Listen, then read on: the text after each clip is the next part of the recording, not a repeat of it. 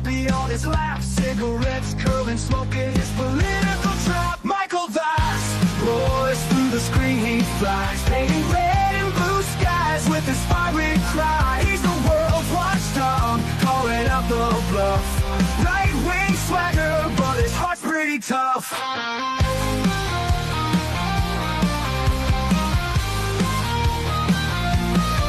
He's a Republican dragon with his truthful slight, fights the battles unseen in the shadows of the night. From policy to passion, he breaks it all down, giving a voice to the voiceless, wearing his crown. Caffeine-fueled mornings, the smoke curls dance, Fluffy at his feet, giving life one more chance. Through algorithms and bias, he cuts straight and clear.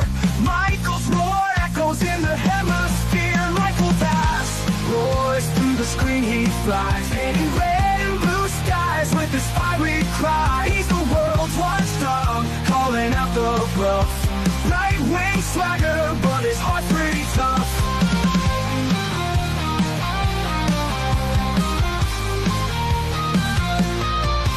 No sound bites allowed is his ultimate creed. A dragon's perspective where facts are the seed. Standing tall on his battlefield of thoughts, guarding the truth that others forgot.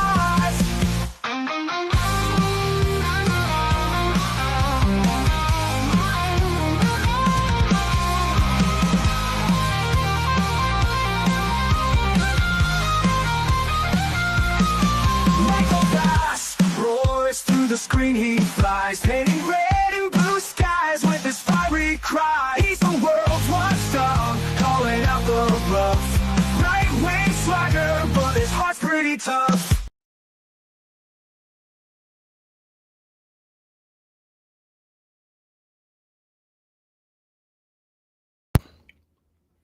Sorry for that. My volume was on the wrong thing. It should be fixed now. Let me double check. Yeah, there it is. All right, my volume's back. Sorry about that. So, hello, and thank you for joining me in the middle of the week. This is No Soundbites Allowed, and I am your host, Michael Voss, the political dragon, here in our offices in the Bronx, New York. It is currently 8:02. We're right on time, and it is December 3rd.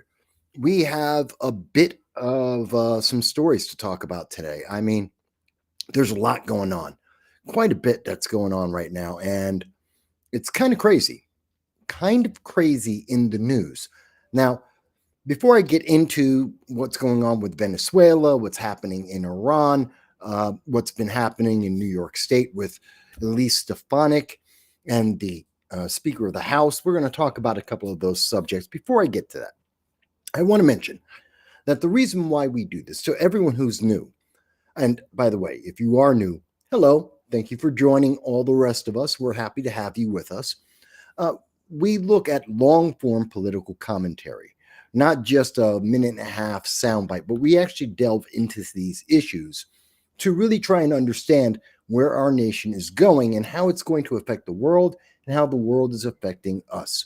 And I think that's very important. It's part of the First Amendment. It is our right to be involved and speak about our government, to critique it. And more importantly, in America, the public is the government. So we need to have these conversations about these very, very hot button topics, because we decide ultimately what should be happening. And very often, whichever political party, they like to think that they have the power. They like to tell you what to do. They don't have that right. They only get away with that when we let them get away with it, and we shouldn't. But that means we need to be aware of the issues and to have a discussion and an understanding of what is happening. And that's what we do here for the last, I've been doing political commentary for 20 years now. I also want to mention, please remember, like, share, subscribe, because having open, honest conversations where you may disagree with me, you may agree, but to have these conversations is something that YouTube, Google, a lot of the internet overlords, they don't like that. And they suppress any voice that isn't saying anything that isn't already approved by the mainstream news media. And that is just propaganda and deceptive. So Your like, your share, and most of all, your subscription helps us to break through the algorithms, to expand the audience and engage in more people around the world in these conversations. And I know it's the middle of the week, it's Wednesday, so we won't be on long, unlike our Sunday live stream, where we really take much longer to go through each issue in detail. But I will be providing links to everything I'm speaking about so that you can look at this in even further depth on your own time if you choose to. I do enjoy and like a conversation. This is a conversation. And I want to hear what you have to say. Whether you agree with me or not, that's fine. As long as it's respectful, tell me why you disagree. Tell me what substantive thing about this you may agree or disagree with. And let's have that conversation. I should also mention about this is it. Hey, it's a little bit of a preamble. No one's going to tell you about this program except me, sadly. Definitely not Google or YouTube. We are raising money for the Jericho Project, which helps to take care of homeless veterans and families, and that's in the New York City area. And we're hoping to raise about $2,000 between now and the end of the year.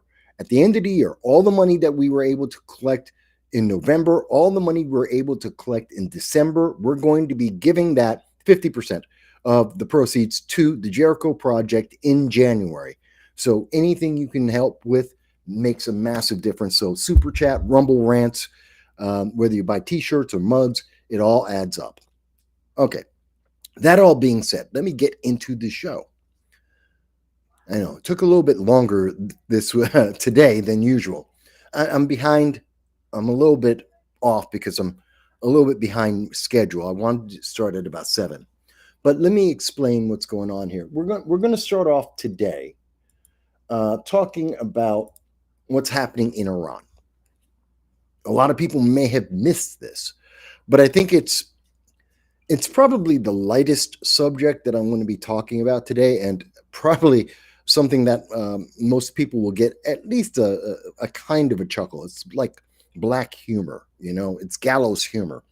And that is that, and I think most people, I truly think most people miss this. This came out today. Now, over in Iran, they're a day ahead of us. And over in India, they're a day ahead of us because of the international timeline.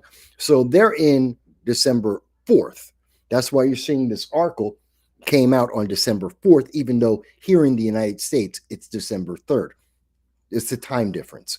So it came out today that Iran's leader, the Ayatollah, religious leader, they're a religious-based nation, the Ayatollah Khamenei came out and he started demonizing, you're going to love this, America and the first world nations because he thinks we're not being good to women. He had a feminist rant. He started pushing all of the feminism buttons, saying that Islam is better on every issue that the feminists believe in, that America and the United Kingdom and the EU, European Union, that somehow we're all bad guys. We treat women poorly. I want you to, this is true. This is an actual article. It's from the Times of India. I know a lot of people don't look at international news. I did. I heard about this. I'm like, you got to be kidding me. Really? The Ayatollah of Iran, a nation that is the number one sponsor of global terrorism in the world, a nation that trains people like Hamas to be able to go into public areas and blow up children and women, is going to tell the United States and the rest of the world that we don't know how to treat women well, and that he's going to adopt feminist ideology to try and push his message. This would be a joke on any other day. Actually, it's a joke even now. I can't believe he said this, but it's here in black and white. This is being internationally reported. So Iran's supreme leader, Ayatollah Khamenei, goes on feminist rant, blames America for capitalism oppressing women. Capitalism. And America, which raised up women more than any other country in the world. America has some of the most successful in terms of business, in terms of politics. Some of the most powerful women in the world are Americans. They have the most wealth in the world in America. And he wants to tell us that we're oppressing women. I mean, this is straight out of Harvard. This is straight out of Columbia. This is straight out of feminist studies in any of the Ivy League or colleges here in the United States. This is intersectional politics 101. It's insane to me. So he goes on to say, Iran's supreme leader, Ayatollah Khamenei, went on a feminist rant on social media on Thursday, their Thursday, our Wednesday, to discuss the gender pay gap. He's upset that women, theoretically, according to feminists, make less money than men. By the way, that's a lie. It has been disproven and debunked multiple times. Women, when you take into account the fact that women have children and they take time off of work to raise those children, when you take that into account, women make as much, and in some industries, more money than men. Most recently, if you take into account DEI practices, women make as much money, and in some cases, depending on the industry, more money than men do. Yes, it has changed a lot. If you were in the 1950s, yes, you'd have a very different argument. If it was the 1970s, you'd still have that argument. It's 2025.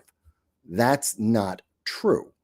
I know a lot of women think that because that's what the news media, that's what the left likes to say every single time. But they don't give you the context of what they're saying. They don't count when women take off of work, which reduces the amount of pay that those women will often get. It's a factor. I know a lot of women get upset about that, but that's factored into the pay.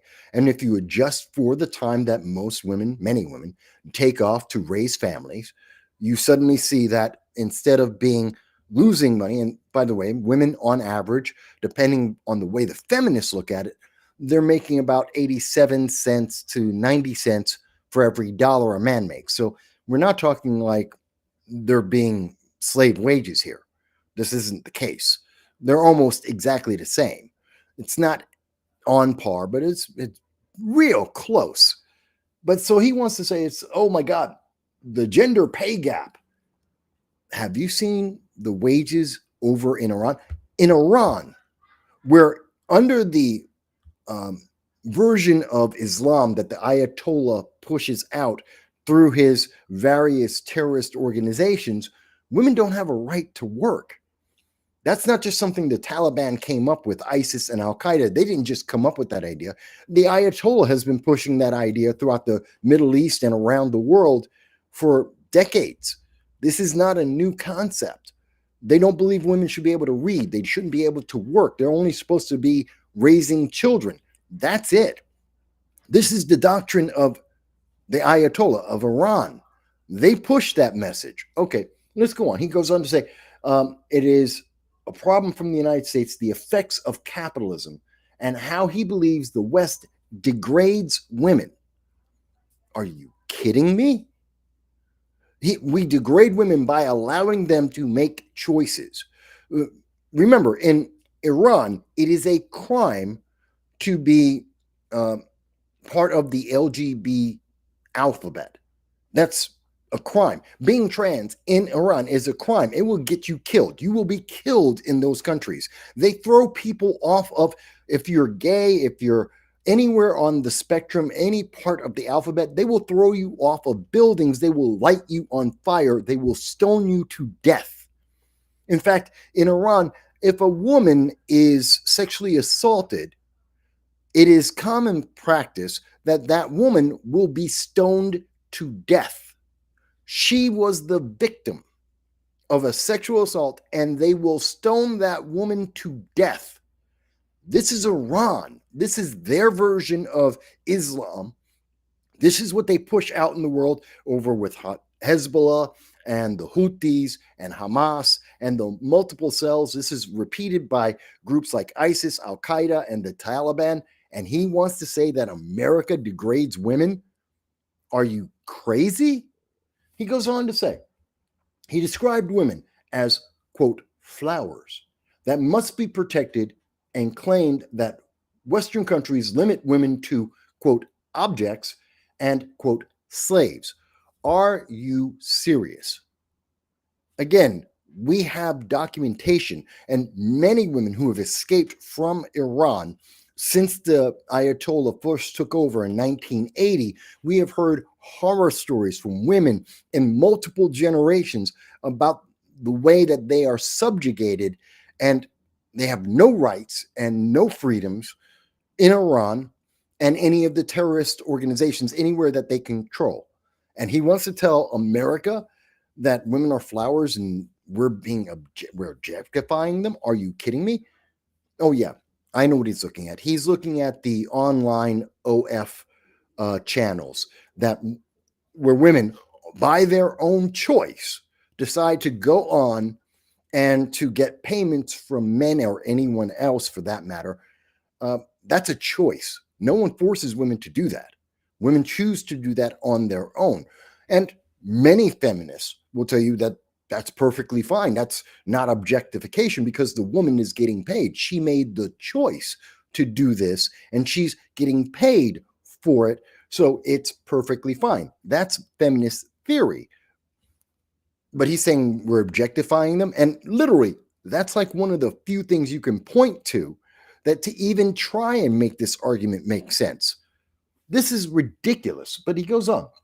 Khomeini claimed that in the name of freedom, some countries harass and torture women. I want you to remember this. I want you to remember this line that he says. Khomeini claimed that in the name of, quote, freedom, end quote, some countries harass and torture women. He said that every woman in the household, not in the community, but in the household. See, he's revealing the truth. Women don't get to be independent of households. They don't get to be on their own. They're in a household which is controlled by men. But he goes on to say, every woman in the household should receive, quote, affection, end quote. Again, they stone women for being the victim of a sexual assault, and added that pursuing Islam and following the Islamic code is better for both men and women, regardless of where they live in the world. Look, you can be a Muslim if you want to be. That's a religious choice. I don't care. That's on you. Decide whatever you want on that. I have nothing to say about it.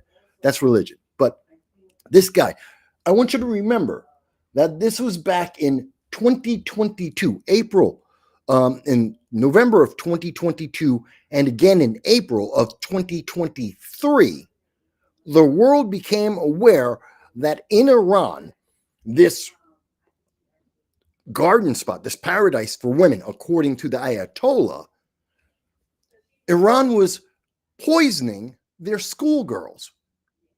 I want you to remember that. So when people see this propaganda, oh, I didn't show it to you yet. I'm sorry. Here it is. This is from Amnesty International. And I want you to remember the words that Khomeini just said, that they protect their women. And I want you to think about that. In November 2022, it was the international news that Iran and also if Afghanistan, following the lead of Iran, were poisoning schoolgirls because they were learning to read. They were learning to write because their moms were learning to drive so they could take the kids to and from school. Literally, schoolgirls were being poisoned. As you can see from Amnesty International, April 19th, 2023, Iran, millions of schoolgirls at risk of poisoning. Oh, and Iran, of course, did an investigation to find out what happened. No one has ever been held accountable. No one determined who was doing it. And eventually the international news media moved on. But this is the flowers. This is how Iran takes care of their delicate flowers, the women that are trapped in households. They don't get to have their own household. They get trapped in households, and they get poisoned if they know how to read and write, and God help them if they think that they're going to get a job. It's ridiculous. And it should be denounced. You should know this so that we can denounce them, so that we can try and put pressure on them. This is something that the National Organization of Women and many of the intelligentsia, the academics out there that were so angry at everything all the time. You don't hear them talking about the women in Afghanistan. You don't hear them talking about the women in Iran. They really don't talk about these subjects, and they should. I mean, if they're really about, oh, we got to protect women from around the world, then you should be responding. There should be a dozen responses on this news story, denouncing Iran, denouncing the Ayatollah, and pointing out this is just one subject of dozens upon dozens that I can point to that show how brutal the regime is in Iran and how badly women and individuals on the spectrum, the LTG alphabet spectrum, how badly they are treated, not just in Iran, but where the influence of Iran touches. That's everywhere that Hamas is. That's everywhere that Hezbollah is. That's everywhere where the Houthis are. It's throughout the Middle East and every other country that places like ISIS and Al Qaeda and the Taliban have influence. That's what these guys do. And I think it needs to be pointed out. Most people won't. It is a joke to hear what they're saying, and it needs to be pointed out. And most people will say, but Mike, we kind of knew that. No, but he made the statement, so it has to be refuted and it has to be acknowledged. And I'm more than willing to say that. The Ayatollah is the biggest hypocrite, and it is evil and wrong what happens in Iran to women. Evil and wrong. And he is the last person who should be talking about how he's going to free women, because that's not what he does. So that's just something I saw tonight. I wanted to share that with you. It may become news in the next day or two. The mainstream news may ignore it, but we should talk about it, and I am talking about it. So there you go. I know it's international news. No one really pays attention to that like I do. Okay, fair enough. Let's come to something a little bit more domestic. By the way, if you think I am wrong, if you think the Ayatollah is correct, then I am more than happy to have a conversation with you. Go ahead, send in a super chat, send in a Rumble rant so that we can help the Jericho Project. Tell me, Mike, you are wrong. Or just send me a comment. You can reach me on X, Facebook, YouTube, Rumble. You can send me a comment. Super chat helps. Rumble rant helps. But you can just send me a comment and say, Mike, I disagree. Tell me, do you agree with the Ayatollah? Matter of fact, I'm going to leave that in the comments here.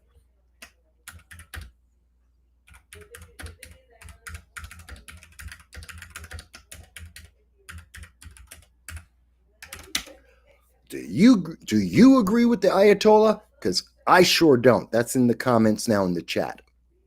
I look forward to seeing some of the comments on that. But I'll bring it now to the domestic issues, talking about what's happening in America.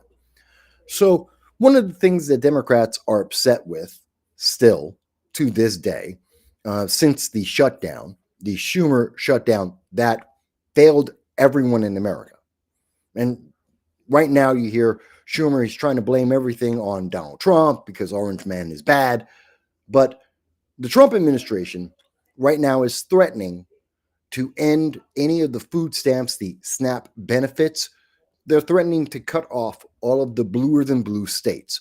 That would be New York, California, Illinois, Massachusetts, Washington State, Delaware.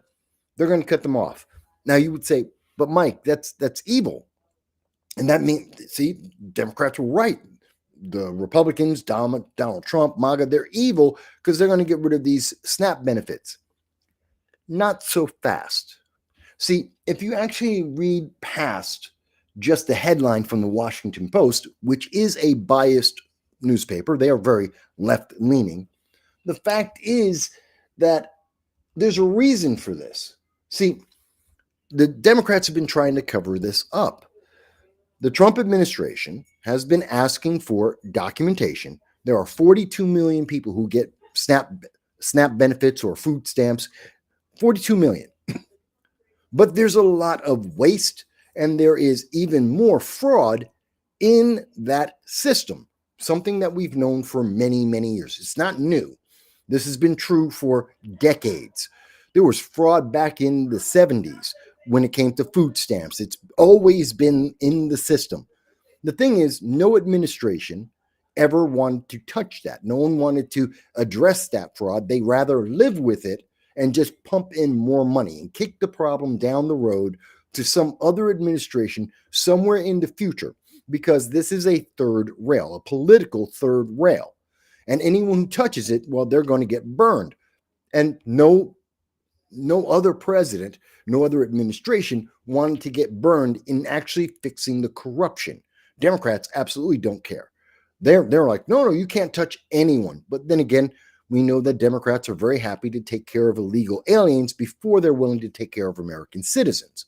They wanted $1.5 trillion to give health care to illegal aliens and to give food stamps to illegal aliens before they give them to American citizens. So I'm not surprised the Democrats take that position.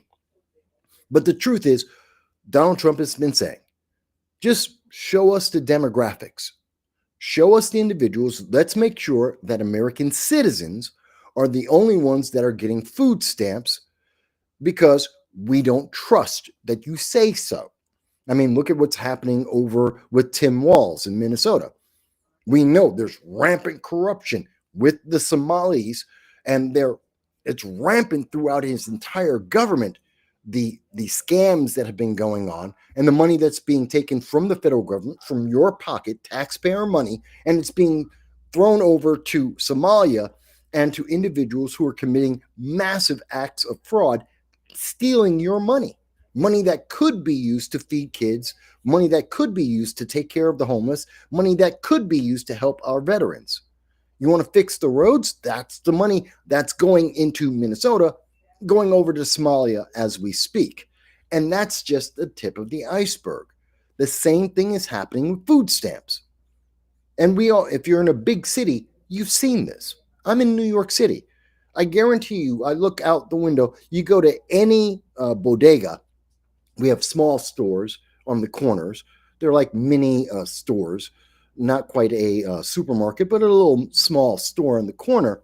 And there are dozens of them all across every community in New York City. And in many of them, I won't say all of them, in many of them, if you go in, they'll make a scam and they'll trade some of the money for food stamps for cash. People sell their food stamps for cash. Basically, you get back about, for every dollar in food stamps, you get about 50 cents cash. That's the way that's the way I've seen the scam done. So if I have $5 in food stamps, I'll get $2.50 in cash. And you can go to various bodegas and do that. You can do it with a regular, just person to person, making a deal with them. You go, they'll buy your food, you'll give them cash. Everyone's happy. They get to have cash in hand, and you get to have a food stamp, and the public pays for that. Now, one of the ways to cut some of that scam, some of that abuse of the system, is to make sure that, well, the easiest thing, are only American citizens getting it? That's it. Let's also look at the further demographics. Who's getting it? Are poor people? Are rich people scamming the system? Middle class people, are they scamming the system at all? Is it only college students who are now unemployed? Is it what we would traditionally consider poor people? And where are those poor people? Are they still only in the cities, or are they bleeding out to other communities as they try and escape the urban sprawl that we see in New York and Boston and Chicago and LA? Are they moving to other areas? Is it just in certain states? Where is the corruption? Where is the fraud? Let's try and figure that out. That's a fair thing to ask for.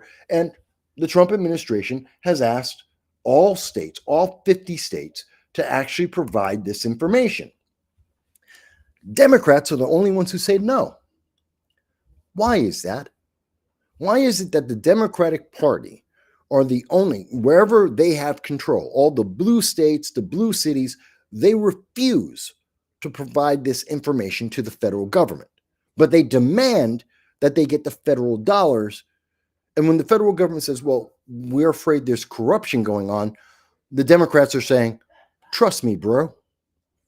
No, we have no reason to trust them. Because every time we have trusted them, like with Joe Biden being a mental giant, like with the Hunter Biden laptop, like with the Russia probe, we see that they lie on a regular, repeated basis. In New York State, and I'll get into this in a minute when it comes to Elise Stefanik, we've heard the lies of the home runs. In New York State, we had hemp was going to revitalize New York State, build up small businesses. It would be fantastic. Making marijuana legal in many states. We're told that's going to bring in new money and new business. That's not true either. The drone testing sites, one was built up in Oneida County, cost $250 million. They paid that out to 11 people. 11 people. It costs $250 million to build, and the salaries per person was well over $1 million for 11 people. These are the scams that we've seen. And then there's the movie theater in New York.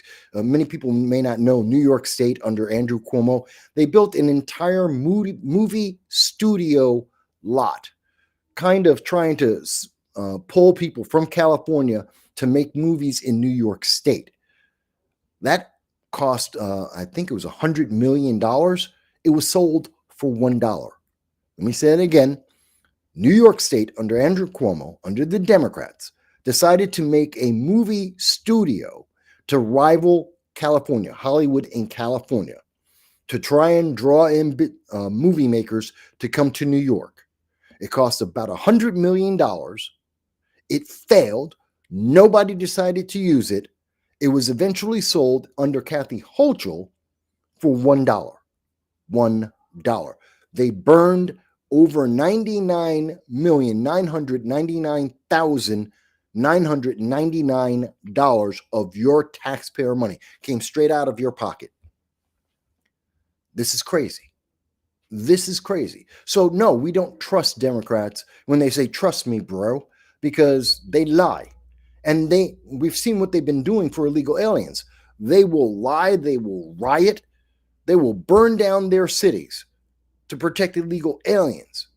Do you think that if an illegal alien was getting food stamps, would they tell anyone? Of course not.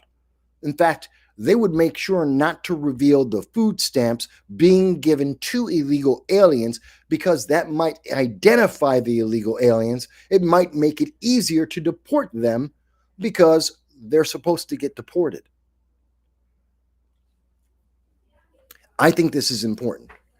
I think this is an important thing. And so, I just want you to understand that when you hear that people like Chuck Schumer and Adam Schiff and Maxine Waters and Jerry Nadler, as long as he's still in office, they're trying to say that, oh my God, Hakeem Jeffries, oh my God, the Trump administration, they hate poor people. They want to take away your food stamps. They want to take away your SNAP benefits. No, this is real simple. All the Democrats have to do is give the data. They have the data. This isn't something that they don't collect. They have the data. Share with the federal government who's paying for this with your tax dollars. So if you're in Kansas, you're paying for this. If you're over in Idaho, you're paying for this. So they have the data. Every other state is giving the data to the federal government. Why won't the bluer than blue Democrats do this? Because they're protecting illegal aliens. That's it. They are more concerned about protecting the illegal aliens than making sure that you get the SNAP benefits, the food stamps, the government aid that you need. And they want to blame Orange Man Bad for this. When it's their fault, their problem, they could resolve this in 5 minutes if they want to. Just send the documents. They could resolve this instantly. It wouldn't be a problem. No, they'd rather have the problem, protect the illegal aliens, and throw American citizens under a bus. And they'll cover it up with Orange Man bad, and then the left-leaning news media will cover it up and say, Orange Man bad, Republicans hate poor people, they're taking away their food stamps. Why would they do that? See, this is why there was a government shutdown. This is to cover up for the government shutdown, to try and make Democrats look like they were doing something for you, when in fact, they're doing it for illegal aliens and they're doing it for political reasons. Let me stop here for a second, because I know I often go over this, and people often ask me, and I want to repeat, why did Democrats care so much about illegal aliens? Why are they willing to break so many laws and bend the rules and give away your money to illegal aliens? Why is it so important to the Democrats? Well, the answer is because their cities, their states are falling apart. New York, California, Illinois, they're all great examples. Can say the same thing about Boston. The American citizens are leaving these major Democrat strongholds in droves. New York State is the 50th least business friendly. We're the number one state that people are leaving year after year. We lose about 200 to 300,000 people every single year. Just take everything they've got, they take their families, and they just leave New York State. They go to Tennessee, they go to Florida, they go to Texas, they go to anywhere not New York State. Same thing's happening with California, which is the number 2 biggest exodus state in the entire country. New Jersey is number 3. So these are all bluer than blue states, and they're losing population. Why does this matter? Because the Congress, the number of seats in Congress, and the amount of power that any individual state has is determined by the population based on the census. So if you're losing 200,000 people a year, well, at 720,000, that's one congressional seat. So in 3 years, you lose a congressional seat. In 10 years, you lose 2 to 3 congressional seats at the minimum. That's assuming that you're only losing about 250,000 people per year. Some years more, some years less. But if you're averaging about 250,000, that's 3 seats. And that means you have less power, and Democrats want power. So when Joe Biden, in 2021, he changed the rules on the census.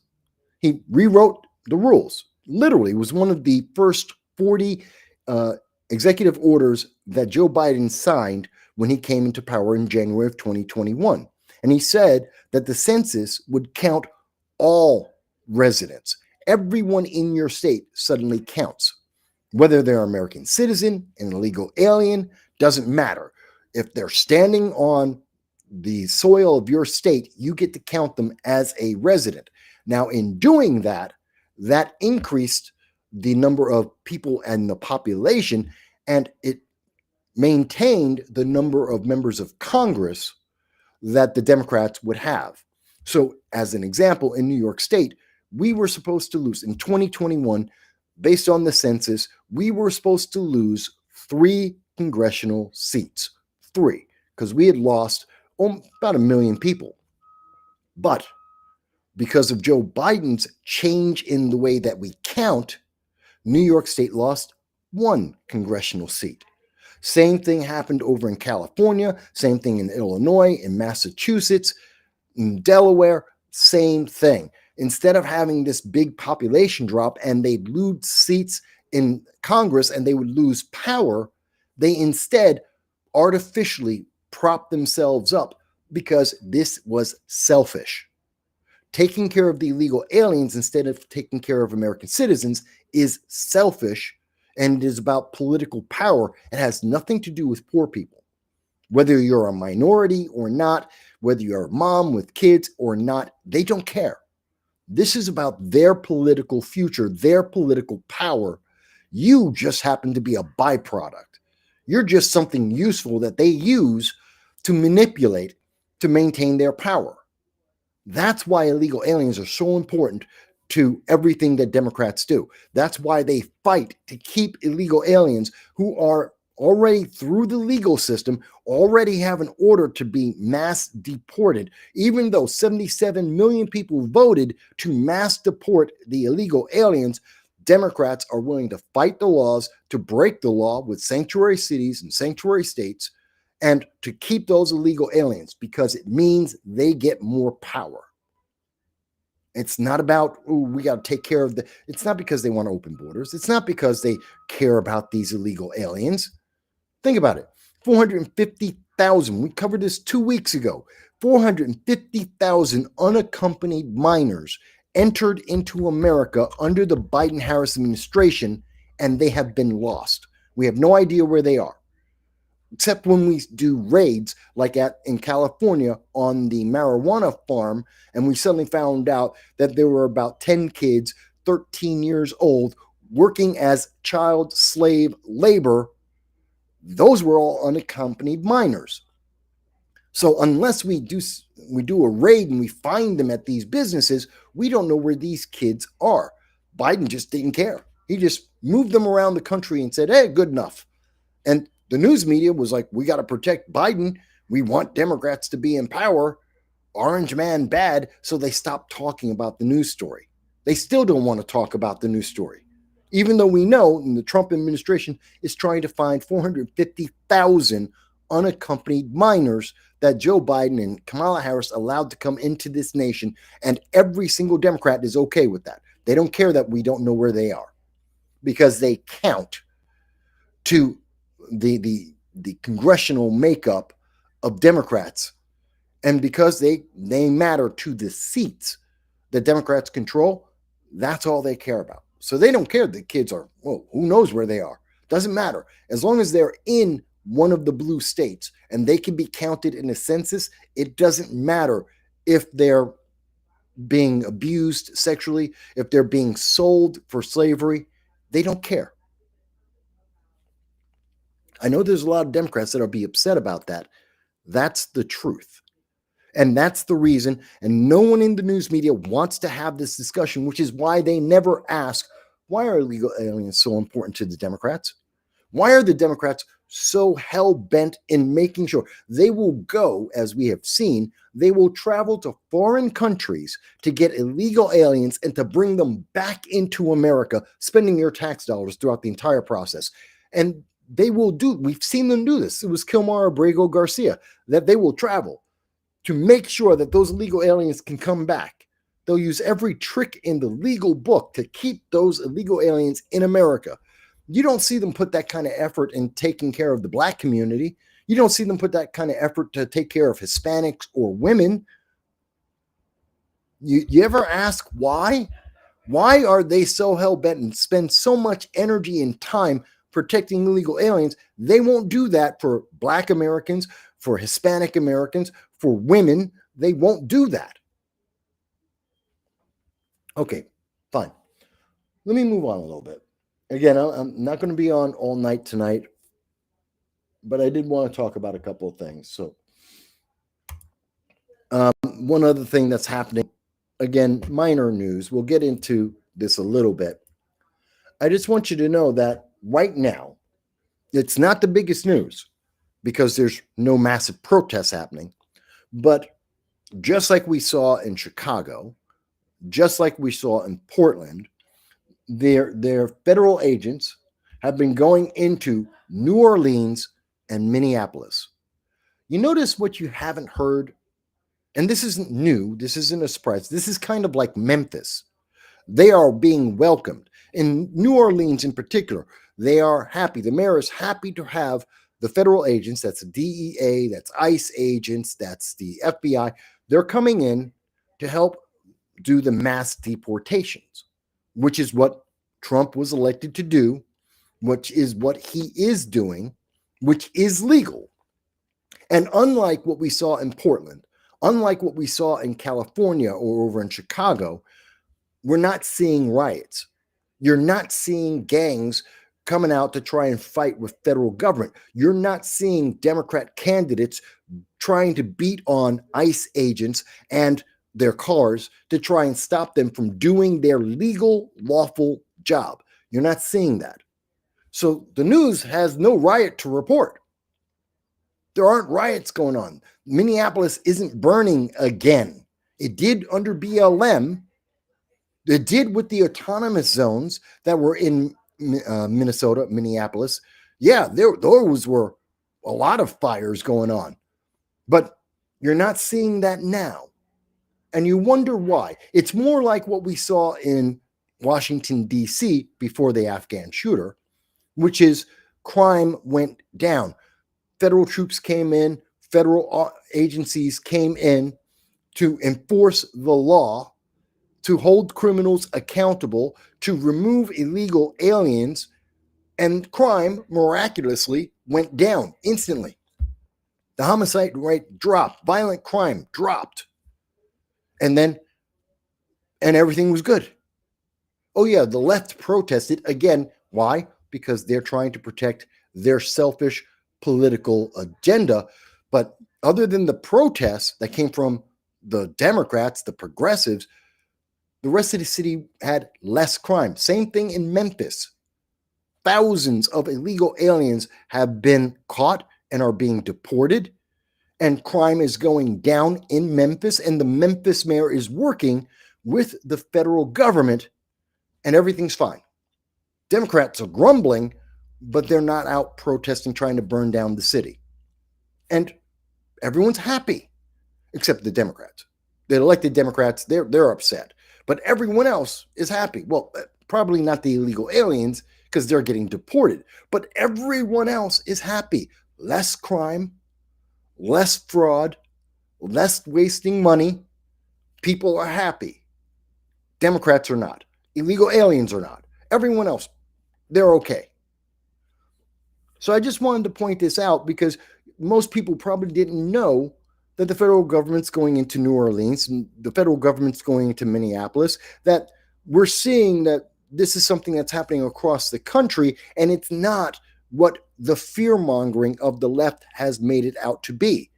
It's not some kind of authoritarian takeover, and very often when the local community, local government elected officials are working with the federal government, there's no problem. There's no problem. It's only when you get to the progressive strongholds, like a Seattle, like a Portland, like a Chicago or an LA or a New York City, then you get riots. Then you get violence. But you go anywhere else, it's okay. It's not a problem. And life improves. The quality of life goes up.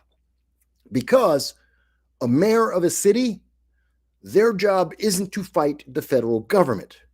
Their job isn't to fight Orange Man bad. Their job is to make the quality of life better for the citizens. And if getting rid of illegal aliens who are criminals and are a drain on the community, if getting rid of those illegal aliens makes the quality of life better, that is the job of a mayor.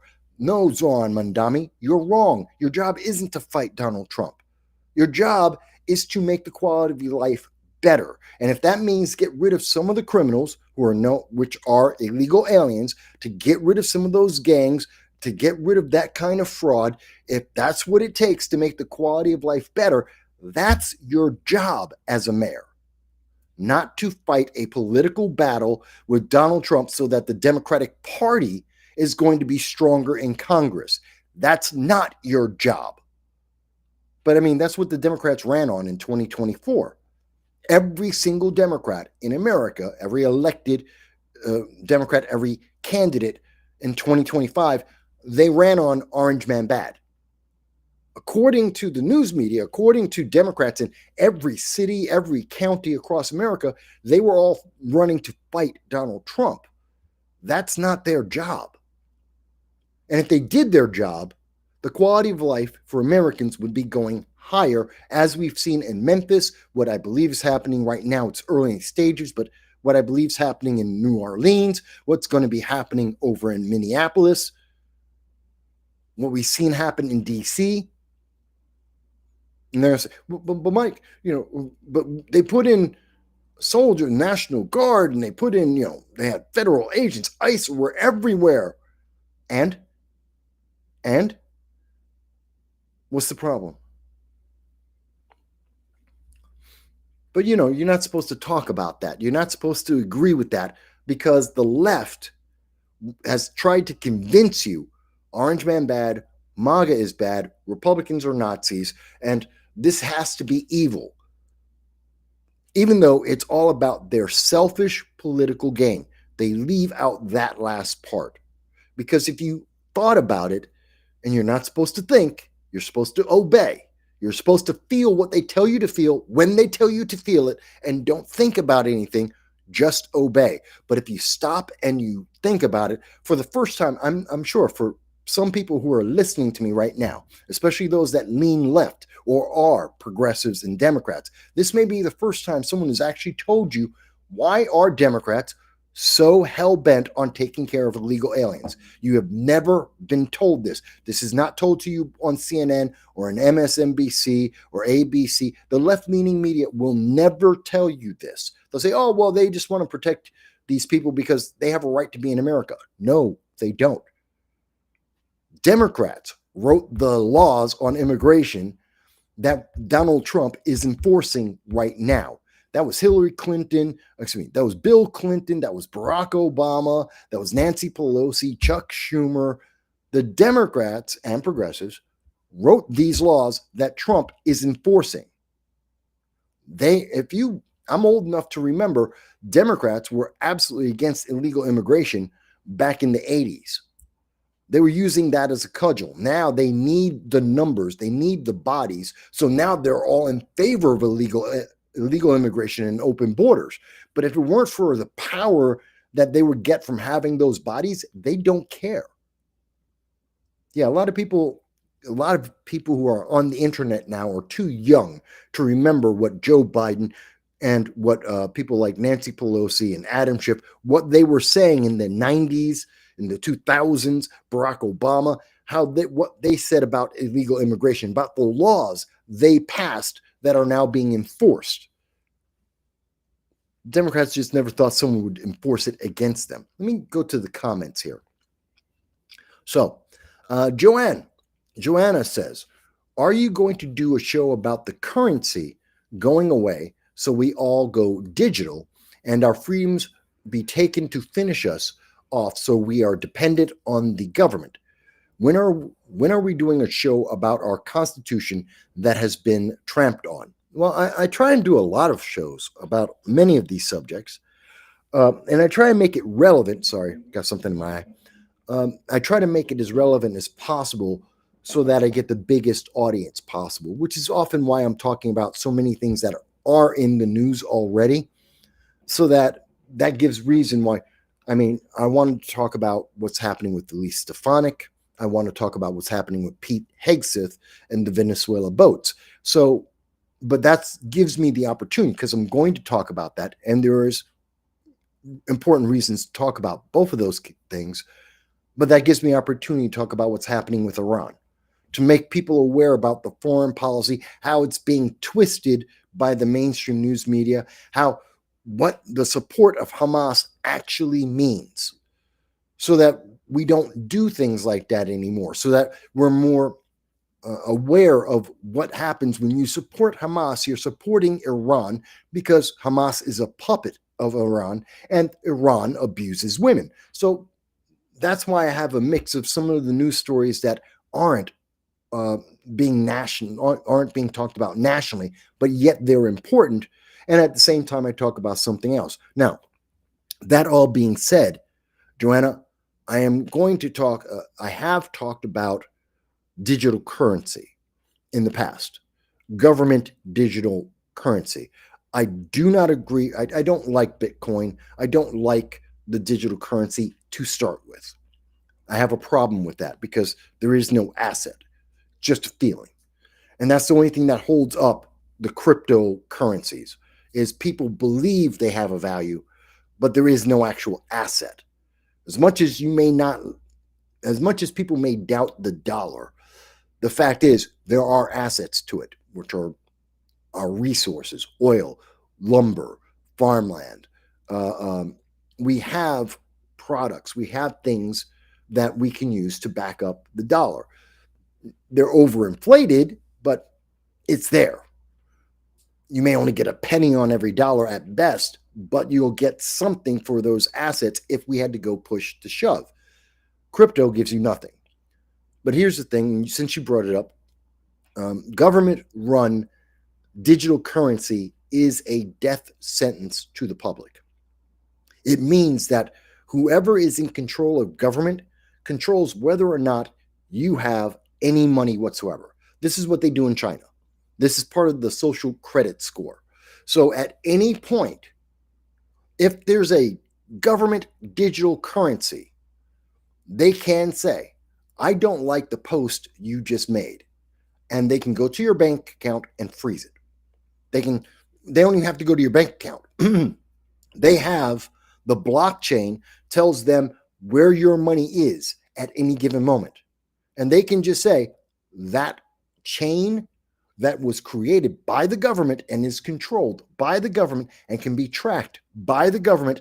They say, oh, you want to buy food for you and your family? We didn't like that post you made on Twitter or on TikTok. You don't have any money anymore. Your groceries, you can't buy them because they can just turn it off. They can just turn off that digital currency. They can zero it out. And people say, oh, but it's the blockchain.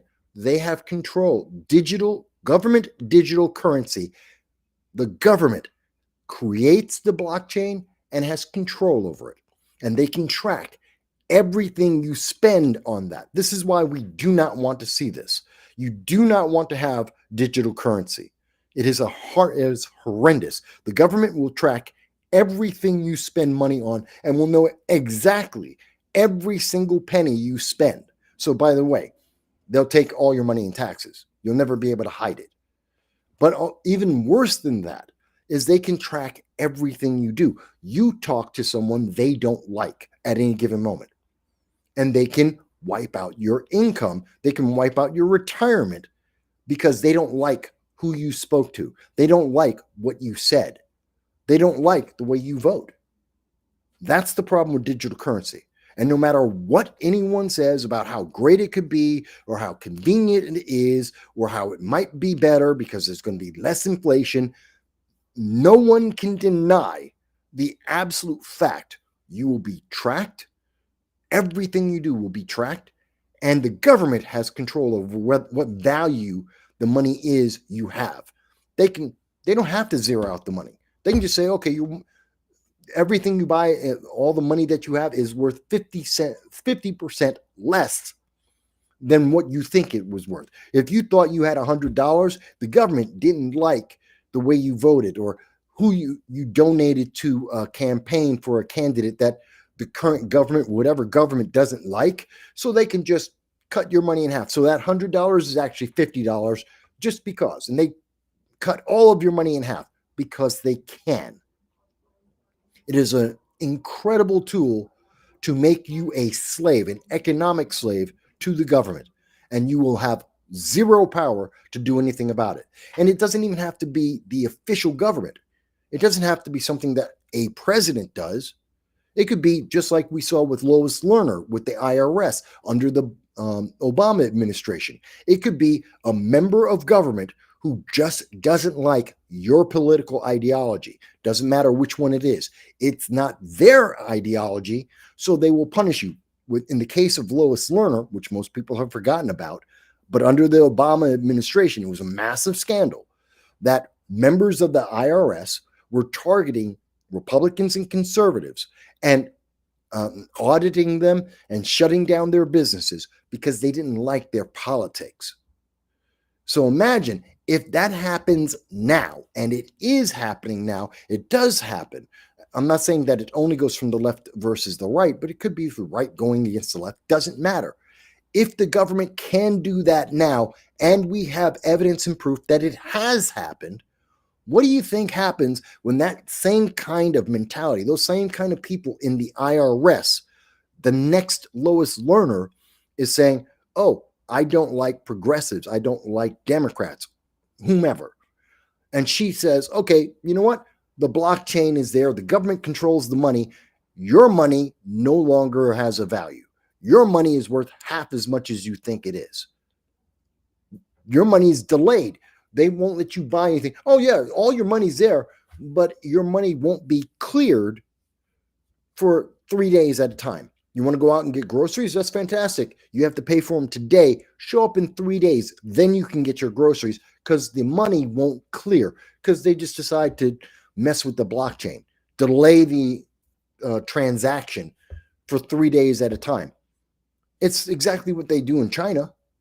It's exactly what they do in China. Could they do that to you? Absolutely. Would they do that to you? Eventually, someone will. Someone will use the system and abuse the system to help their political ideology, whatever it may be. Digital currency is a terrible idea. So I hope that helps explain that for, thank you for the question, Joanna. And I hope that explains that for you because I don't think a lot of people know it. But since you asked, I love my audience. I wanted to give you an answer. And we can go into details on it, but share that with people. And I'm sure that if you talk to anyone, the crypto bros won't like saying that this is correct and true, but it is. And there is no safeguard for this. There is no way to stop it. It's just not possible. So I hope that answered that. And it seems like, yeah. And Joanna says, thank you. It does answer her question. Controlling the currency is, you are correct. Controlling the currency is controlling our freedom. That's an absolute fact. And of course, Democrats like this idea because, well, it's like illegal aliens. Selfishly, it gives them more power. So they want that. It's another way that they have a level of control over your decisions, how they can micromanage your life because they have access to everything you do. So Democrats love that. And if any Democrat wants to disagree with me, please try it. Go right ahead. Now, I promised I wanted to talk about Elise Stefanik, and I will, because I think that's kind of important. And I'll probably talk about this a little bit more. Now, let me start this off with, I am a conservative Republican. I have run for elected office as a conservative Republican. I ran in 2014. I also ran in 2020 for county. In 2014, I ran for Congress. In 2020, I ran for county legislator. Every time, I'm a conservative Republican. I've been a member of the Republican Party, a committee man, for about a decade until I came back to New York City. I was in upstate. I was a committee man. So it's not a question of me picking on Elise Stefanik because of politics. I want to be very clear about that. It's not because I've met Elise Stefanik back in 2013, 2014, January 2014. We were up in Herkimer County and we were talking about the campaigns that we had, and we were talking about some of the policies that we were on. And I agreed with many of the policies, and she agreed with many of my policies. So we were having conversations. I've met her. I don't think she's a bad person. But I cannot not avoid speaking up about what she's doing that most people may not have noticed, but it's important. And if she's doing it, you should look in other states. Democrats and Republicans will do the same thing. And this happens every 2 years in the midterm elections and in presidential election years. We see this happen consistently. And what do you see for the mayor? When it's a mayor, when it's a governor, when it's a member of Congress, when it's a Senate race, we always see the same thing. Suddenly, there's this wonderful home run deal. That's why I like to call them the home run deals. These ideas that come out of the blue, and they're like, we're going to transform the entire state. This is going to bring in brand new economic stability. And no, I don't mean socialism. I don't mean communism. But it's supposed to do the same net effect. They have this new idea, almost always a new idea, that's going to transform the business environment in a state. And New York is rife with this. They love to say this. I can name off the top of my head at least 3 or 4 of these home run plans the Democrats have announced in the last decade that have never worked. They always fail every single time. And I have called them out when they have done this. I've called out when Chuck Schumer and Donald Lapardo were saying hemp was going to be the key to revitalizing upstate New York, that all the communities upstate, all the farms, they'll be able to sell hemp, they'll be able to grow and sell hemp, and that would create a brand new industry for clothing and for pharmaceuticals, and this would be great for the people. It will bring in money and business into New York State. You know what happened? Within 2 years, never happened. But that's 2 years after the election. So Chuck Schumer got a big boost because he claimed, this is going to bring in $100 billion into New York State. Didn't happen. Donald Pardo got to say it was going to bring in a new factory into Broome County, which is desperately needing the jobs and help increase the net income of the entire community. And all the failing restaurants and diners and bars, they desperately need more money, and this would be a way to get the money in because of hemp. Didn't happen. Did not happen in any way, shape, or form. Didn't fix anything. Central New York, we spent $250 million. That's state taxes, state tax money, and federal tax money. $250 million to build the drone testing site in Oneida County. And we were told New York would be one of 5 drone testing sites for the entire nation. And drones, they're the new big tech thing. And America needs to test those drones, and they need new drones. And where are they going to test it? They got to come to New York State. So we're going to spend $250 million to build this facility to test drones. And of course, the United States government will just say yes. And then we'll have all kinds of new businesses building drones and testing drones in upstate New York. It was supposed to bring in $75 billion, create somewhere between 2,000 and 5,000 jobs in upstate New York where they were desperately needed. This was back in 2015. You know what happened with that? It went up in flames. Did it create $75 billion in new business? No. Did it create $75 million in new business? No. Your money, your tax money, was burned and evaporated. It created 11 jobs. 11 jobs. This is as of 2021. 11 jobs were created. Again, not 2,000, not 5,000, not 200, 11. For $250 million, we got 11 new jobs. And by the way, having the government contracts to test new drones, to build new drones, New York State was not selected as one of the drone testing sites for America. That government contract never happened.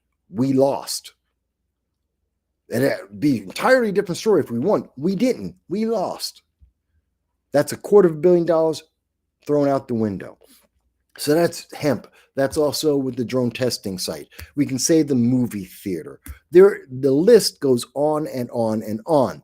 And each time we are promised, and all these politicians that have an election coming up, and whichever party in New York State, it's the Democratic Party, will come out and they'll raise a bunch of money saying, see, we're going to bring in all kinds of new business. You're going to have more money. You're going to be able to afford a better house and to put your kids into a better school, and you'll be able to get better clothes and you'll have a better life. Just donate, because we're Democrats. We're the ones that got this in. Aren't you happy? And it never happens. But you've already made the donation to the Democratic Party. You've already committed to this plan. Your tax money has already been spent. And you get nothing because it always says, well, we're going to have a slight delay. It's going to take an extra 2 years. We're reviewing this business as they negotiate with the city, and it'll take an extra year before we can get the contract. And then the other shoe drops, and you get nothing. You get nothing. Happens in New York State on a regular basis. Happens in every state to a varying degree. So because that's such an egregious thing, and because it's so aggravating, I promise, I always point it out. I always point out these home run deals that never get to first base. And I always point out the time frame and tell people, let's start the clock now. Within 2 years, this deal is dead. Your money will be gone. You get nothing for it. Democrats got a lot of donations. Democrats got to win elections. You get nothing. And now, Elise Stefanik did the same thing. And I would be remiss, and I would be a hypocrite if I didn't point out Elise Stefanik is doing the same thing that I complained that Chuck Schumer and Donna Lopardo and so many other Democrats, Hochul and Cuomo, they've all done this, and I called them out on it, and I would be a hypocrite if I didn't call out Elise Stefanik for doing the same thing. Remember that back in 2022, and I know most people don't, but in 2022, Joe Biden was all happy and getting all kinds of positive press because Micron Technologies was going to build a chip plant in the United States, in New York State, because that would bring in thousands of jobs and billions of dollars. It would make the United States a factor in the chipset making industry. That's technology. That's computer chips. Okay, to be clear, silicon computer chips. We would be in that competition globally, and this would bring in billions, if not potentially trillions of dollars over the next 100 years. This is the future, and we were told that this would transform America. This is from Joe Biden's mouth. This is in 2022. And Micron said, yep, we're going to sign on the dotted line. I believe it was a $50 or $100 billion deal at the time.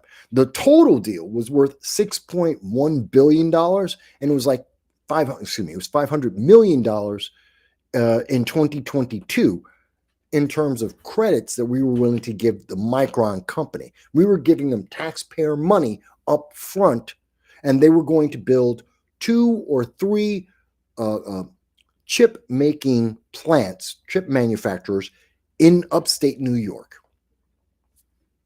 It seemed to be a fair deal. It's worth billions of dollars. We're spent $500 million. They'll build a factory. Thousands of people, about 3,000 people, will get employed at these high-end STEM jobs, high wages, and that would help revitalize the local communities in upstate New York. Everyone wins. You notice this is 2025, almost 2026. Last month, Micron Technology said that the deal is delayed. The factory, which they have not started to build, they have not started building the factory. And they said it's going to be delayed by another 2 to 3 years. They're talking about 2032 is when the factory will be done. 2032. That's 10 years after the fact. Mind you, Joe Biden, Cuomo, Kathy Hochul, all the Democrats, Chuck Schumer, none of them, Kirsten Gillibrand, none of them mentioned that this deal would take 10 years to even start, that those jobs wouldn't exist for a decade. They never mentioned that because it wasn't part of the plan. And by the way, they expected that you would forget that this was the problem in the first place. And they forgot to mention that by the time the factory a decade later is built, it will be obsolete. Whatever chips they're planning to make today, The chips they were planning to make in 2022 will be obsolete by 2032. So it's a waste of money. Just complete waste. And Micron doesn't care because they got $500 million up front. They got $500 million to do this so that when they cancel the deal, maybe they get back $100 million or $50 million, but they will net hundreds of millions of dollars that they have. They can just let that money sit in the bank and gain interest on it. They'll pay the penalty out of the interest they make over a decade of not building anything. And they have, between the interest and the initial amount of $500 million, they're going to be sitting on bank. They got money to burn.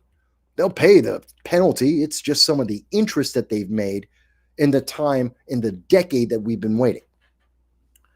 Okay, so I've gone the long way round about this. So what about Elise Stefanik? Elise is a Republican. She's not like Chuck Schumer. She's not like Kirsten Gillibrand. She's not like Andrew Cuomo or Kathy Hochul. I mean, she's a Republican. So she came out with this deal, and she said, there's going to be $150 million. There's going to be a company called X-Lite, the letter X Light, is going to be building a chip factory in upstate New York. This is a great deal. $150 million investment into America. This is going to create thousands of jobs, I guess. But here's the problem. Elise Stefanik made the announcement. She didn't make the deal. The deal was from the United States Department of the Commerce. The Commerce Department made the deal, not Elise Stefanik. She's taking credit because it's going to be built in New York State, and the Trump administration owes her a favor because she was going to be the ambassador to the UN, and then she got kicked out of that, and so now she's running for governor, and so the Trump administration is backing her up. So she gets to make the announcement that the Department of Commerce, they did the work. They made the deal. So already, this is disingenuous. She has nothing to do with this. She's just taking credit. Why? It makes her look good. I'm bringing in jobs into New York State. I'm going to bring in a chip factory, and it'll be here before the Micron deal. She's better than Biden. Maybe. See, details matter. The fact is, there are no details on this deal. None. We don't know if X-Lite will make the factory. They don't have a contract. There's no deal signed on this. And we don't know how many people would, if they build a factory, which again is up in the air, we don't know how many people it would employ. We also don't know when would they build the factory. That's not in the deal. See, what Elise Stefanik leaves out as she's trying to convince people that she's a great leader and should be governor of New York, she leaves out the fact that the deal, the U.S. Department of Commerce signed a $150 million letter of intent. Notice they don't say contract. It's not a contract. It's a letter of intent. X-Lite, an American technology firm, has an intent to build a factory in New York State. And they got $150 million, your tax money, local and state. Again, if you're in Mississippi, this is your money.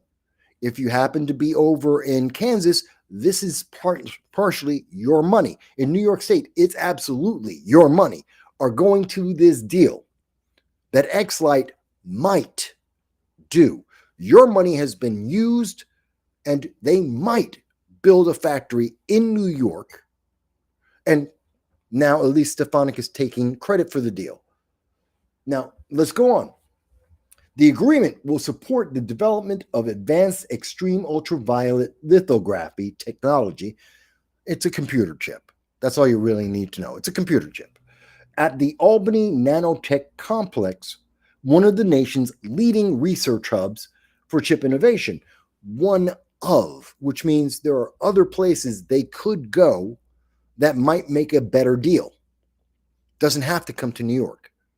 There is an intent between the Commerce Department and Xlight that this factory will be made possibly sometime in the future.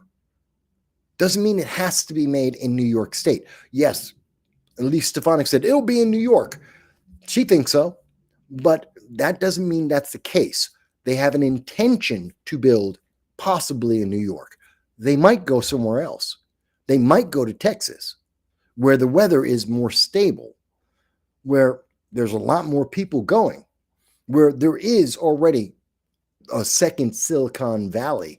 There's a lot of technology already in Texas because it is stable and it is cheap, and there's less regulations. So that's why technology is in Texas, not in California. They're moving out of California into Texas. So we're competing with Texas, and the deal isn't done yet. The news announcement from Elise Stefanik doesn't say that. She's blaming Kathy Hochul and saying, Kathy Hochul continues to annihilate innovation and manufacturing across our great state with her Green New Deal policies.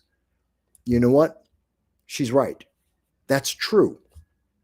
But this deal isn't any better. And it doesn't matter that I'm a Republican. It's that this is the fact. These are the truths. This is what's being glossed over by Republicans, the GOP across New York State, to make her look good so people will say, maybe we should vote for Elise Stefanik. And that's an uphill battle in New York State. It's a very big uphill battle. And quite honestly, behind closed doors, nobody expects Elise Stefanik to win in the GOP. I mean, there's a few diehards that are like, oh, yeah, Republicans can win no matter what. We're 23% of the population in terms of voting population in New York State. If every single Republican in New York State votes for Elise Stefanik, she loses with 23% of the vote. She's got to convince Democrats, which is why she needs this deal. Because it says, oh, Democrats, you're a Democrat. You'll be able to get a good STEM job. Hochul couldn't do that. Well, the truth is, neither did you, Elise Stefanik. This is the Trump administration that made this deal. And the deal isn't signed. It's not final. It's an intent. Again, I go back to, this is a letter of intent. It's not a deal. Nothing is final. Elise needs attention. She needs to raise money. She knows this. She has an uphill battle to convince Democrats to choose her.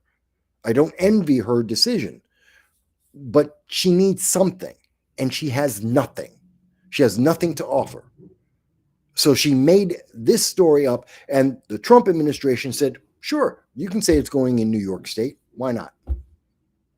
Doesn't mean it will.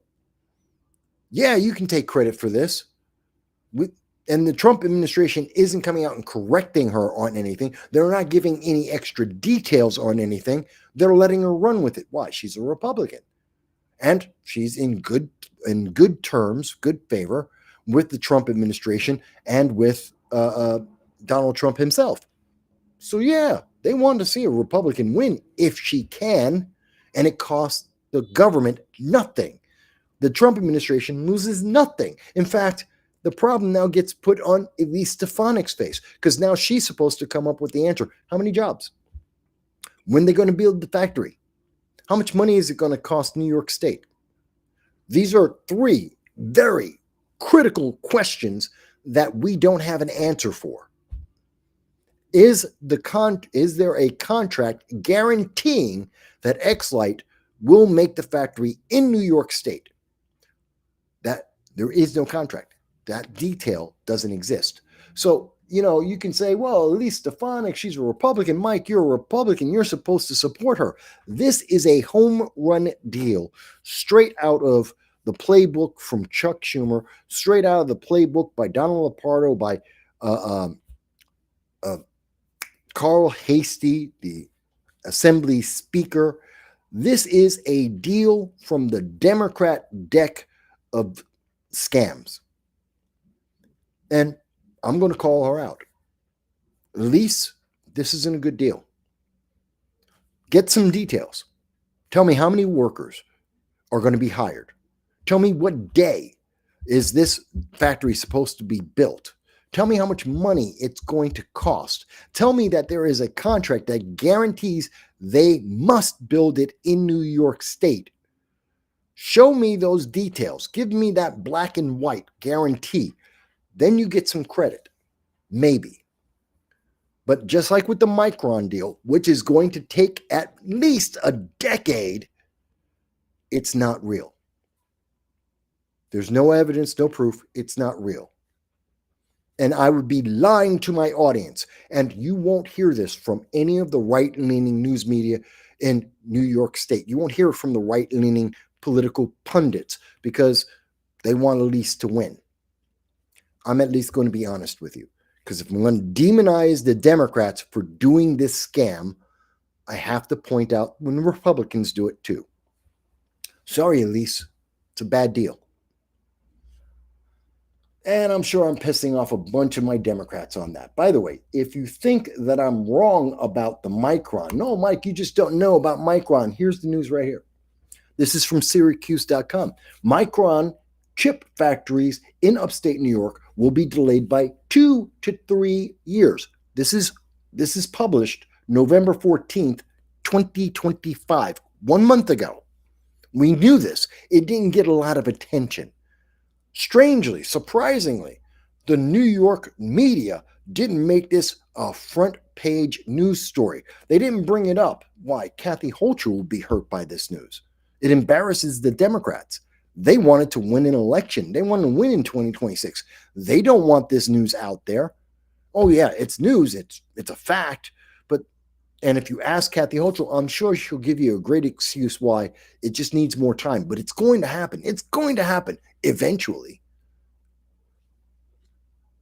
But it's the same thing. This is the same thing that we're getting from Elise Stefanik. So Kathy Hochul screwed up, and so has Elise Stefanik. They're both running a home run scam that they are saying, oh, this is going to transform the economy of New York. And that never, ever happens. Never.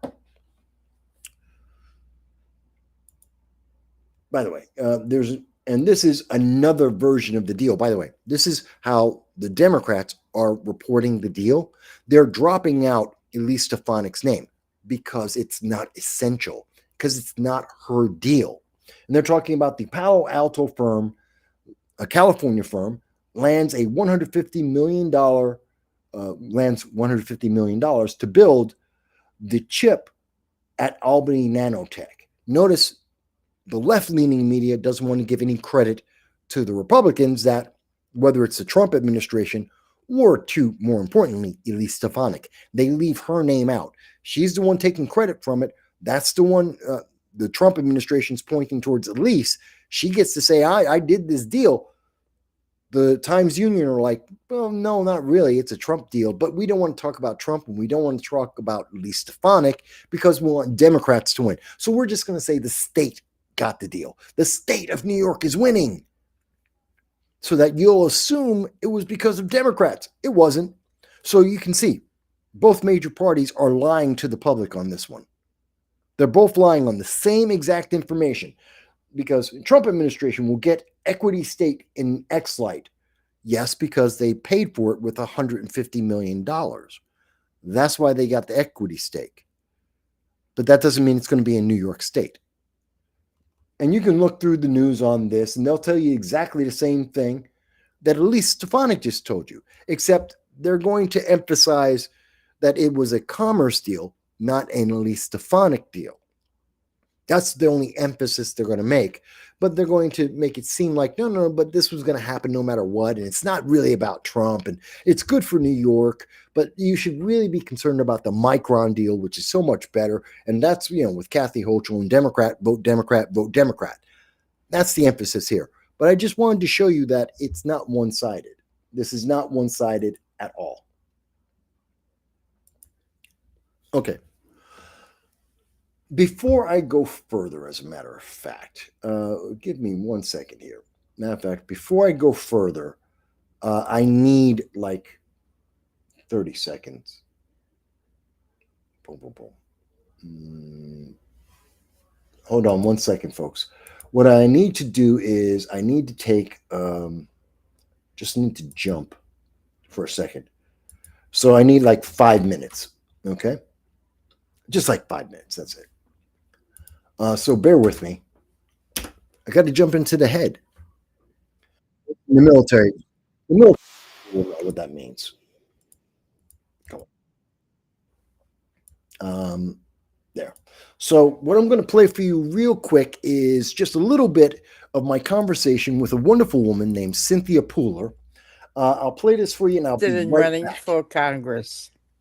Oh God, this is going back to about 2014. Kind of the same reason why I'm in political commentary.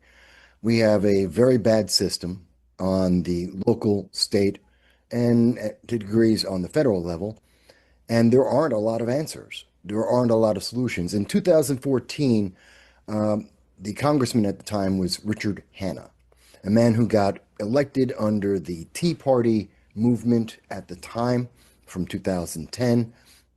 And he was actively, as a Republican, he was actively trying to convince voters to join the Democratic Party. He was raising money for the Democratic Party. Wow. And he had several issues that I disagreed with, like the H-1B visas, which I was against in 2013. I was against it in 2014. I'm against it today. So I said, this is unacceptable. You know, he wasn't there for his convictions and his effort to promote Republican values, but instead to maintain power. And that's not a reason for anyone to be in an elected office. And so I challenged him. And how did you do? I stepped out of the race. I withdrew so that Claudia Tenney, who was then an assemblywoman for New York State, I had spoken with her. We agreed on about 85, 90% of most of the issues, but she was already an elected official. She already had a fund. She had money and backers that I, as a first-time candidate, didn't have. And she had name recognition. So I stepped out so that she could come into the race. She got within 1,000 or 2,000 votes in 2014. She won in 2016. She's a sitting congresswoman today. Okay. So thank you for giving me the patience. I just needed to jump out for a quick second there. Nature calls, how to use the head. And those in the military know what that means. So thank you for your patience with that. Let me jump back to, where am I there? Come on. Bear with me. My computer's acting up. There we go. All right. Now, so I was talking about Elise Stefanik there. And hopefully, folks, by the way, I hope in the last hour and a half you've learned something new. Learn something that the mainstream media is either wants to hide from you or they want to suppress. And we've had some conversation. Whether you agree with every aspect of it or not, that's fine. At least I've given you food for thought. And if I have given you food for thought, if I've entertained you, if I have made you think in any way, good or bad, please like, share, subscribe. It is absolutely important. It makes a big difference, and I would truly appreciate that. But that being said, also consider doing Super Chat, Rumble Rant. Remember, every dime that we make, the net, everything we net for the month of December, we're going to be giving 50% to the Jericho Project in January to help the homeless, families in need, and veterans. And I advocate for all of those things. And I think we as individuals will be able to do a far, far better job than Zoran Mandami and his socialism. And more importantly, better than even the government, because the government isn't good at that. That's why we have so many people who are homeless and families that are in need and veterans that are not getting help. It's because government has failed. But we as a community can do so much better. And so that's something I want to do as my gift. I'm going to be putting in my money as well. That's why I was working so late tonight, is I'm putting in some of my money, and I want to, and half of everything you are able to provide to us, we're going to be putting into it as well, so that they have a good start to 2026. I'd love to get to $2,000, to give them a check for $2,000. I can't do it on my own. I'm poor. So together, we can definitely do it. Whether that's joining the Patreon, $1.50 a month. I got 17, almost 1,800 subscribers. That could easily get us over the hump and give them a $2,000 check. If we get to 2,000, 5,000 subscribers, maybe I get a sponsor and I can get them to give the Jericho Project a $2,000 check. I don't really care how it happens. I want to give them a $2,000 check. Any help you can provide will be useful. By the way, if you want to clip this, send it over to Elise Stefanik and say, this guy Mike that you met in 2014, he says this is a bad deal because there's nothing to it. Go right ahead. I'm happy to hear what Elise has to say. And Elise, you know some of the same people in Congress that I know. If you want to talk to me directly, you want to talk on the record, fantastic. I'll put you on. You can tell me how I'm wrong about that deal. If you want to reach me privately, reach out to the people we both know in Congress. You can reach me that way too. I'm a fair man. Most people don't think I'm a fair man, but I am a fair man. So, since we are talking about Elise Stefanik, before I go on to talking about Pete Hegseth, let me address, there is news now from MS Now, which used to be MSNBC, until they got kicked out like a redheaded stepchild. MS Now is saying that Speaker Mike Johnson is in trouble because of Elise Stefanik. That she is upset with the Speaker of the House, the Republican Speaker of the House, and that this is an example of why Republicans are screwed up like Democrats are. Except it's not true. And the Democrats are very desperate to try and convince the American public right now that Republicans are as split up as Democrats are. They really want to make it seem like, no. Democrats got it just as all together as Republicans do. They don't. That's why Democrats had to take out a $15 million loan just to make it to the end of the year, because their donors have abandoned them, because they don't have leadership. They don't have any issues to speak about. They have nothing but Orange Man bad. And a lot of the truth of what they've been doing for not just the last 4 years, but for many years, have been leaking out slowly but surely. The news media has been making us aware of all the lies that we were told. The jab, get the jab and you won't be able to get a cold and you won't be able to transmit anything to anyone. Lie. Wear 3 masks and you'll be safe and everyone around you will be safe. Lie.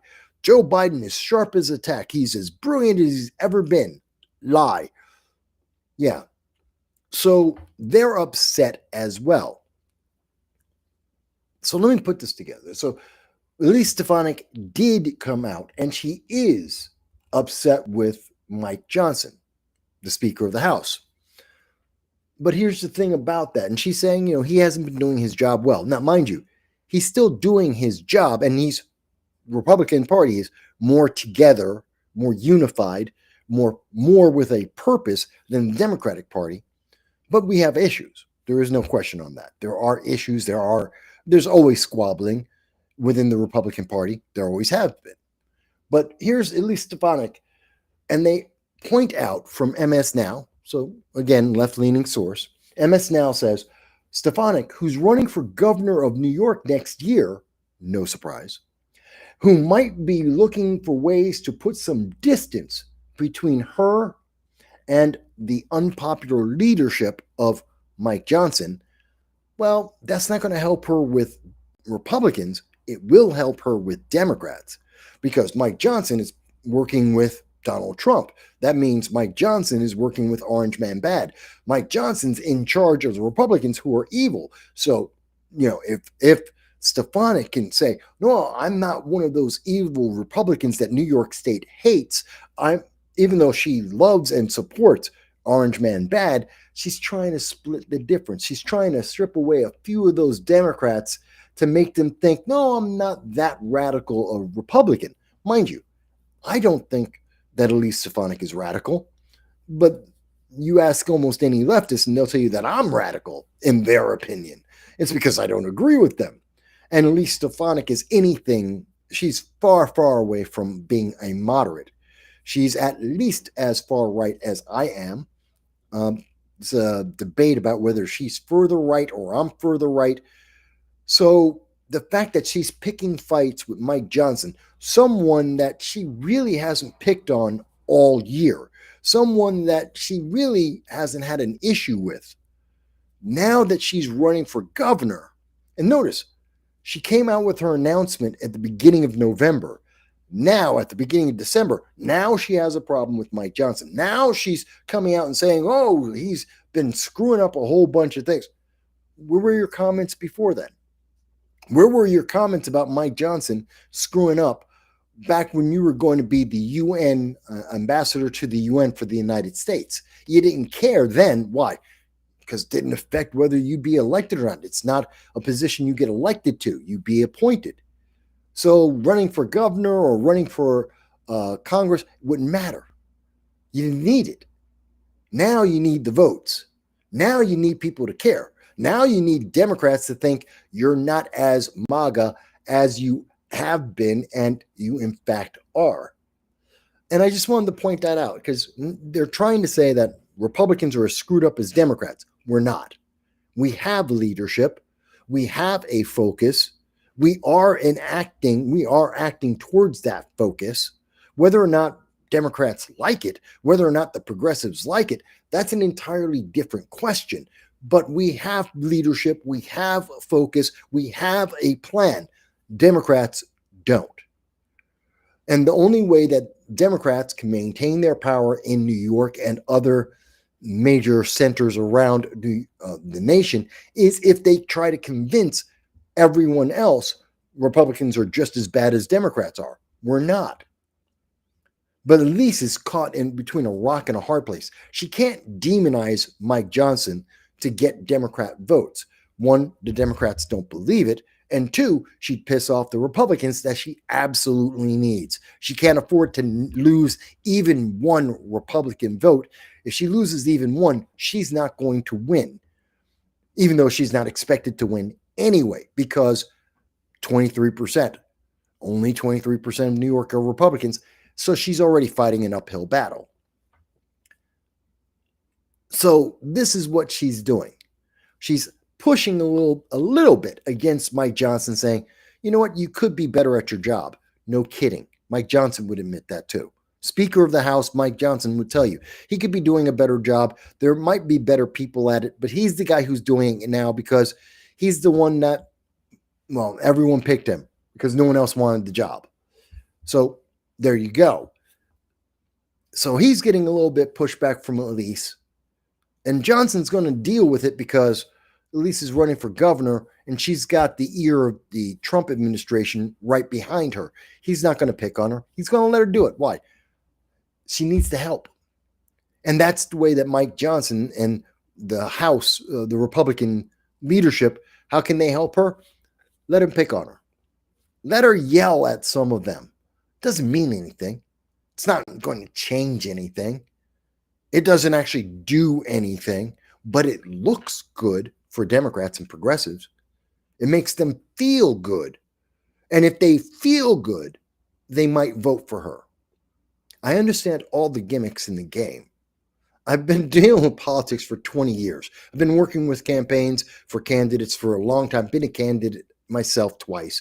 I understand all of the games and the gimmicks and the gamesmanship that this is. And I got to tell you, MS Now or MSNBC, whatever the hell they want to call themselves, they fell right into the trap. They're actually helping Elise Stefanik with this story. They think they're hurting Mike Johnson. They're really not, because no one else cares. No one else, if you're in Kansas, you're in Wichita, Kansas, you're over in Boise, Idaho, you don't care what Elise Stefanik said about Mike Johnson because he really didn't say anything. He could be better. Who cares? No one cares about that. So it's not some damning indictment of Republicans or Republican leadership. So she's fine with Republicans and Democrats. Some of them might believe that she's not as MAGA as everyone's saying she is. Maybe. Maybe that gets her an extra 1% of the vote. Maybe. I don't think so. But okay, good try. But, Elise, there are better games that you could play than this one. This is a terrible game to be playing with people. All right. We did get a couple of comments in here. So I do want to address that with you guys and then we'll talk about Pete Hegseth. We'll talk about Venezuela. We'll talk about the boat. The boat. Everyone's talking about Pete Hegseth and the boat. And the left is lying to you. But I'll explain that in a moment. So we got a couple of calls from Tina Taco. Is this Tina DeBella? Tina Taco. Okay. Tina says, and starting from the beginning, that we're seeing a bunch of grifters. That's on the right, that's on the left. They're grifting. The whole home run deal that we hear from the left and the right in New York and in other states around the nation, it's just grifting. And it is. I agree with you. Tina goes on to say that this is desperate. I agree. Goes on to say, where is it? No voice, no leader, no message. That's true of the Democrats. That's not true of the Republicans. Now, you may disagree with the voice of what Republican is saying something. You might disagree with the position that they hold. You may disagree with the message. But to be fair and to be honest, Republicans have a voice, a leadership, and a message.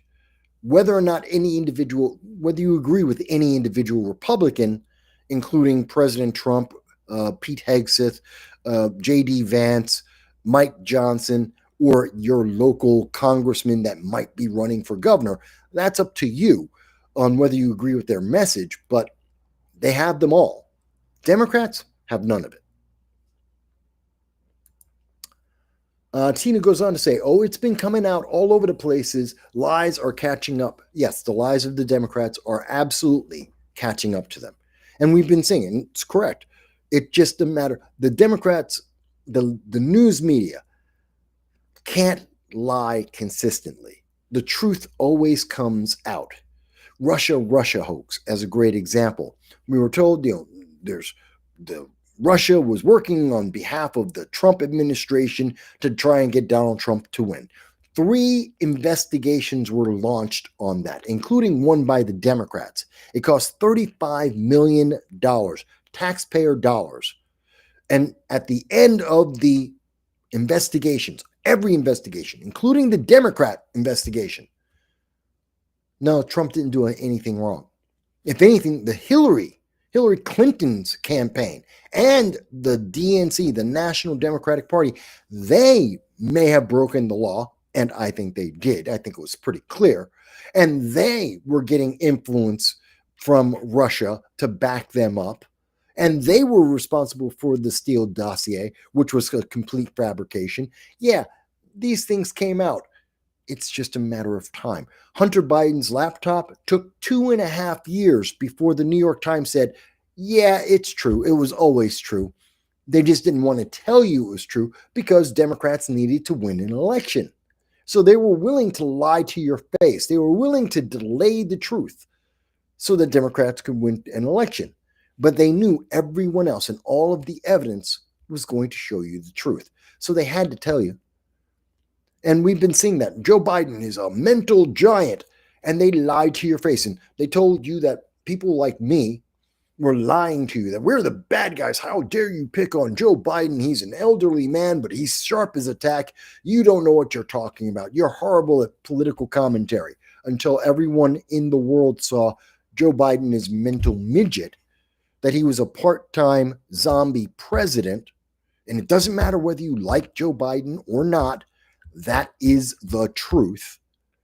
And then now after the election, only now do we find out, oh, yeah, the news media knew since 2019 that Joe Biden was having mental issues. He was not capable of being president, and it was covered up. They knew that since 2019. Jake Tapper, who was flying on Air Force One all the time, was there in the White House. He lied to your face night after night after night and saying Joe Biden is mentally there, and he knew that wasn't true. The truth always comes out. Let me see. And then Tina says, Rand Paul's been a problem. He needs to just become a Democrat already. Well, to be fair, Tina, Rand Paul isn't a Democrat. He isn't. He's not a liberal. He's not he's absolutely not a progressive. Rand Paul is a libertarian. Same thing with Thomas Massey. They're libertarians. And kind of like in the same way that Bernie Sanders isn't really a progressive, he's absolutely not a Democrat. And he's not a progressive, and he's absolutely not an independent. He's a socialist. I mean, Bernie Sanders had no problem admitting in 2015, 2016, he's a socialist. So, but he can't run as a socialist. He would lose. You ever see the socialist? There is a socialist party in the United States, not the Democratic Socialist Party. There's an actual socialist party in America. They lose. They get less votes than the Green Party does, who are almost as much a bunch of communists as the Socialist Party is. They have no traction. The only way that Bernie Sanders could have become a senator, the only way he gets to remain a senator is because he's part of the Democratic Party. That's it.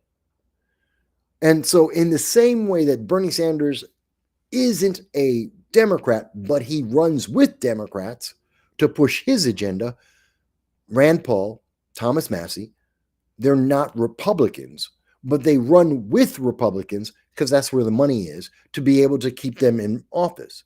But they're libertarians, and they push libertarian ideals.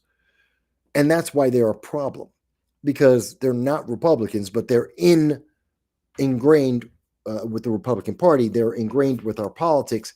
So they always are constantly pushing against us. But at this point, it's not like we don't expect them to do what they do. Rand Paul, Thomas Massey will never vote for any budget deal. They'll always vote no. They'll always vote against the budget deal. Why? Because it doesn't balance the budget. They don't get a smaller government. They don't get what they want. They're always going to vote against it. So it doesn't matter. Whenever you look at the tally, there's always that one vote that's like the Republicans. Every Republican votes for the opening up the government or to prevent the government from shutting down. But there's one Republican that voted against, and every other Republican voted for. Yeah, that's going to be Thomas Massey. You know it. In the House, yeah, you know it's Thomas Massey. If it's in the Senate, it's Rand Paul. You know that. So, you take them with it's like taking the medicine. You just have to expect it at this point. All right. So now I've already pissed off a lot of my fellow Republicans. I know. I pissed you guys off. It happens. But I'm not wrong. I'm telling you the truth. I pissed off Democrats as well because I told the truth. And they're both using the same scam against the public, and the public is not benefiting from either side. I wish it wasn't true in talking about Elise Stefanik, but it is. And quite honestly, actually, I'm not really upset about it because my choice in 2026 for New York State Governor is Larry Sharpe, a Marine, a friend of mine, and yeah, he's a libertarian. So sometimes he annoys the hell out of me. And I say this, I've said this to Larry in his face. I mean, he lives in Queens. We see each other on a regular basis. We're both in New York. We're both Marines, grew up in the Bronx. And I see Larry on a regular basis, and I've said it to his face that sometimes he just annoys the hell out of me. And he says the same thing. I'm a Republican. I'm way too Republican for Larry, and he's way too libertarian for me sometimes. That happens. But overall, when you look at policy for policy, solution for solution, Larry has solutions, and he has good intentions. And in my mind, in my analysis, he's the best choice for governor in 2026. It's not, it definitely isn't Kathy Hochul. She's miserable. She doesn't know what the hell she's doing, and corrupt as well. And Elise Stefanik, she's not corrupt, but she doesn't have a chance of winning, and she has no policies.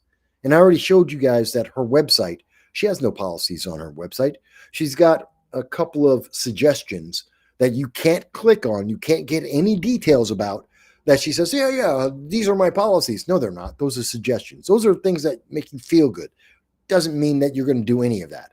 Otherwise, you'd actually have it expand out to an actually policy that you could tell me, this is what I'm going to do. This is what it's supposed to result in. She doesn't do that. Why?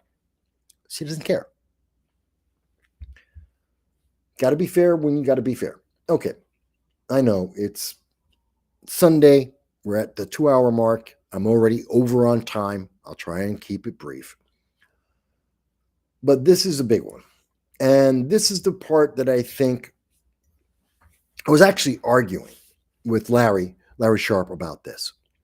Larry Sharp is more of a pacifist than I am. I'm not a pacifist at all. And Larry Sharp believes in non-interventionism. He wants America to be more isolationist.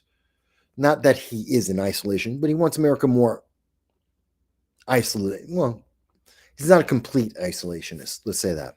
I have no problem. So Democrats are very, very upset right now about what's happening with Venezuela. They're very upset with Donald Trump. They're very upset with the Venezuelan drug boats. Again, Democrats love illegal aliens. They love drug dealers. They love all these foreign interests in America. And Orange Man Bad, whatever he does, if it has to deal with illegal immigration, have to deal with drugs, the border, he's wrong. Whatever Trump does must be wrong. And so they're all in favor of Venezuela, and they're angry with the Trump administration because Orange Man Bad. Donald Trump he's made it very clear about drugs and drug cartels. What's happening with Venezuela right now, and I said this, I think, last Sunday, this isn't just about Venezuela. This is a message to the MS-13, the Tren de Aragua. It's a message to the 100 cartels and gangs, foreign gangs and cartels in the United States right now, or trying to influence people in the United States right now. This is a message to every country that's trying to import drugs into America. This is a message to every illegal alien trying to enter into America. This is a message of saying, don't try to enter America. Don't try to sell drugs in America. Don't try to negatively impact the American people. That we are going to stand up, that we have a strong president who will make the decision, and he will make a hard, harsh, even violent decision if necessary. Unlike Joe Biden, who was only concerned about how he looks politically. He was always, the Biden administration, Kamala Harris, they were concerned about Democrats winning the next election. Donald Trump is worried about America. Whether you agree with that in total or not is separate. Donald Trump doesn't care. He doesn't care whether you like what he does because he's worried about being efficient and effective. The Republican Party under Donald Trump is more MAGA. They're more concerned about being effective than whether or not you like it, because you don't have to like the medicine. In fact, most people, you don't like taking medicine. Medicine tastes horrible, but it makes you better. And that's the part that matters. It doesn't matter how bad the pill is or how big the pill is, and it tastes terrible, but it makes you better. That's what Trump is focused on. And Democrats hate that. because they don't want the medicine, they don't like the taste, and it makes them feel bad. And nothing is more antithetical to the current democratic progressive mindset than feeling bad. If they feel bad, then all hell is breaking loose. So Donald Trump has been saying to Maduro that the drug cartels, which Maduro is theorized to be in charge of at least one of the drug cartels coming out of Venezuela, the top person is actually Maduro himself, which is not unusual. We've seen that in under the Soviet Union. The military, which were police, were also very corrupt. The KGB, very corrupt under the Soviet Union. And you could say maybe the same thing with the FSB currently, which is essentially the same thing as the KGB. And they're corrupt, and they run gangs. The gangs are run by the government. And I know this because I've been in Russia. I've seen under the KGB many of the gangsters that I got to meet because I was running business in the Soviet Union. Yeah, they were members of the government. A couple of them were KGB. Just that's the nature of the government in the 1990s in the Soviet Union. And I think still to this day, still somewhat true, not as much as in the past, but still somewhat true. And so seeing that, and this happens in many governments, especially more poor nations, more corrupt countries, have this same thing, where the leadership are a bunch of thugs and criminals. I mean, think of Haiti. Who's really running Haiti right now? The gangs, which is why they're a third world nation and they're corrupt as hell.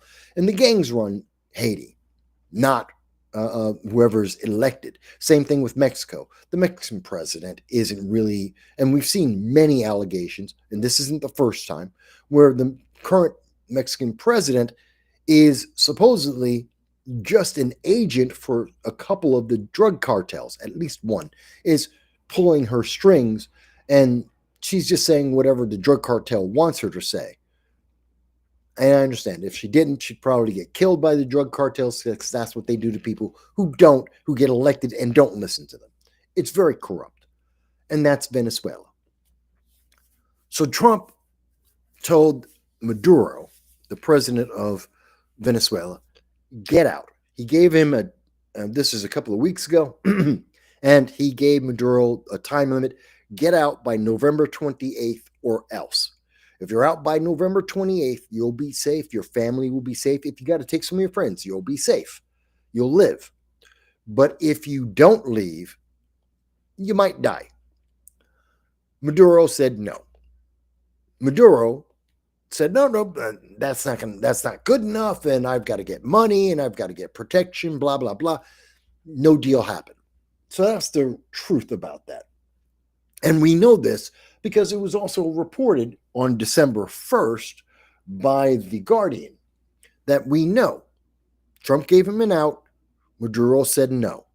So when people are saying, oh, well, Maduro gave up, and I've heard this from some of the pacifists out there, some of the people who don't like Trump, some of the people who don't like the current situation, and Maduro said he would give up. He said he would just walk away. That's not true. And they also say, well, Maduro said that he would give up the oil. That's not true. They're misreading. They're injecting their desire for a peaceful resolution, a non-violent, non-physical resolution. Some of these people want to just talk out everything. Well, that's nice, but that's not the way of the world, especially not between governments. And in this case, it's not true. Maduro didn't agree to walk away. Maduro didn't agree to give the United States oil and all of the resources of Venezuela. That's not true. But they want you to think it is, because the news media has tried to write this as, well, Trump's being a bad guy. He's just not willing to deal. No, he doesn't want to deal with a drug cartel that are pushing drugs and human trafficking into the United States. And people always leave that out. It's not just the drugs. The cartels are pushing human trafficking, slavery, sexual slavery, child slavery, into America. They're bringing crime of every type you can think of, including violent crime. And they're not just shipping in drugs into America, they're also shipping in slaves. So when people go, oh, but it's, for the people who believes in free drugs, that everyone can have any drug you want, I don't agree with that policy. They're more libertarian viewpoint. They're also doing slavery. And I don't think the people who say, well, drugs should be legal are also saying, well, slavery should be legal either. And the cartels, including the ones in Venezuela, do believe in slavery. And they do promote and push slavery into America. So Donald Trump's fighting this on a couple of different levels. You don't have to like it. It's just the truth. So to combat what Venezuela is doing and to send a message to the other cartels around the world, all the different gangs and criminal organizations, and yes, to China too, there is a message being sent. We're going to blow up the Venezuelan boats. Now, you may not like that. It is legal.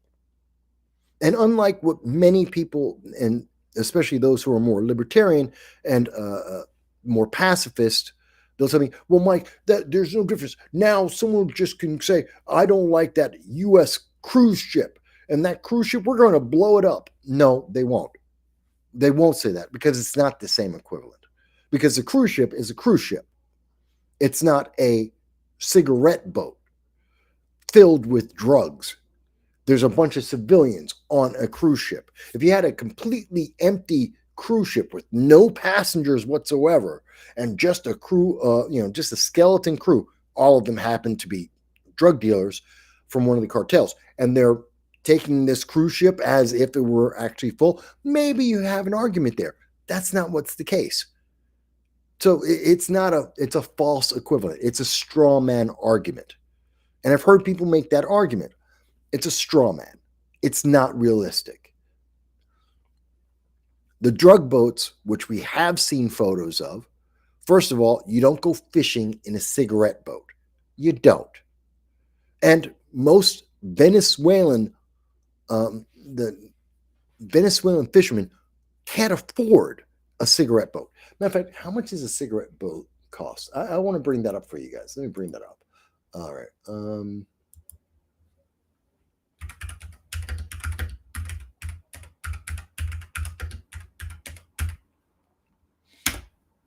Okay. So let me show you this real quick. So I just typed in the cost of a cigarette boat. New cigarette boats cost $1.2 to $3.5 million. There is no question that what is being blown up are cigarette boats. They're not fishing boats. They're not tugboats. They're cigarette boats. We've seen the photos of them. We've seen the barrels and the packages of drugs that they're filled with. If you're wondering what a cigarette boat is, if you ever seen the TV show Miami Vice, yeah, that's a cigarette boat. Those boats down in Miami that race through the water, those speedboats, that's a cigarette boat. That's what Trump has been blowing up. They cost $1.2 to $3.5 million. Fishermen in Venezuela do not afford $1.2 to $3.5 million. They're not going out fishing on a cigarette boat. That is a lie. Anyone who says that is lying to you.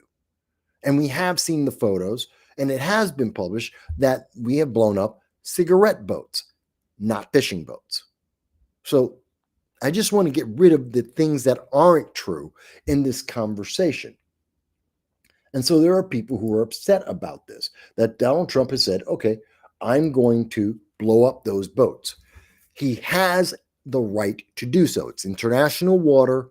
They're threats. They have been warned. They're manned by drug cartels. He can attack them. He has that right. People may not like that. And it doesn't take an act of Congress. Doesn't mean that we're committing an act of war. People will feel like it's an act of war because they either don't agree with the violence and or they don't know the law. It's not an act of war. The president can do this.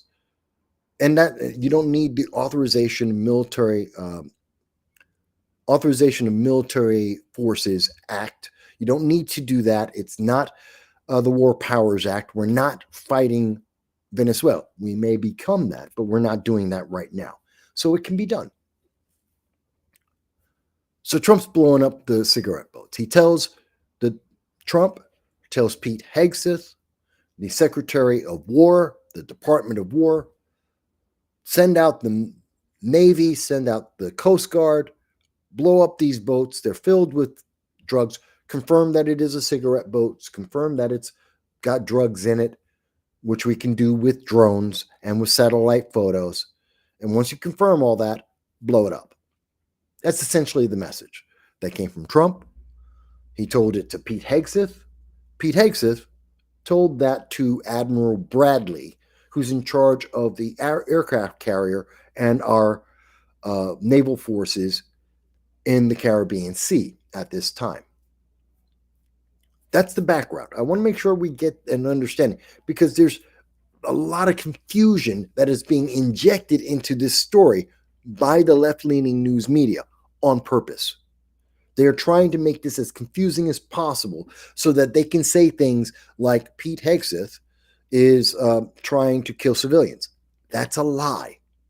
Like the story they came out with from the Washington Post and repeated by CNN, not confirmed, repeated by CNN over the weekend, that Pete Hegseth decided to kill everyone on those boats and that there would be no survivors. That he literally, the message from the left right now is that Pete Hegseth said there would be no survivors. They said that Donald Trump said there would be no survivors, which is, by the way, an international crime.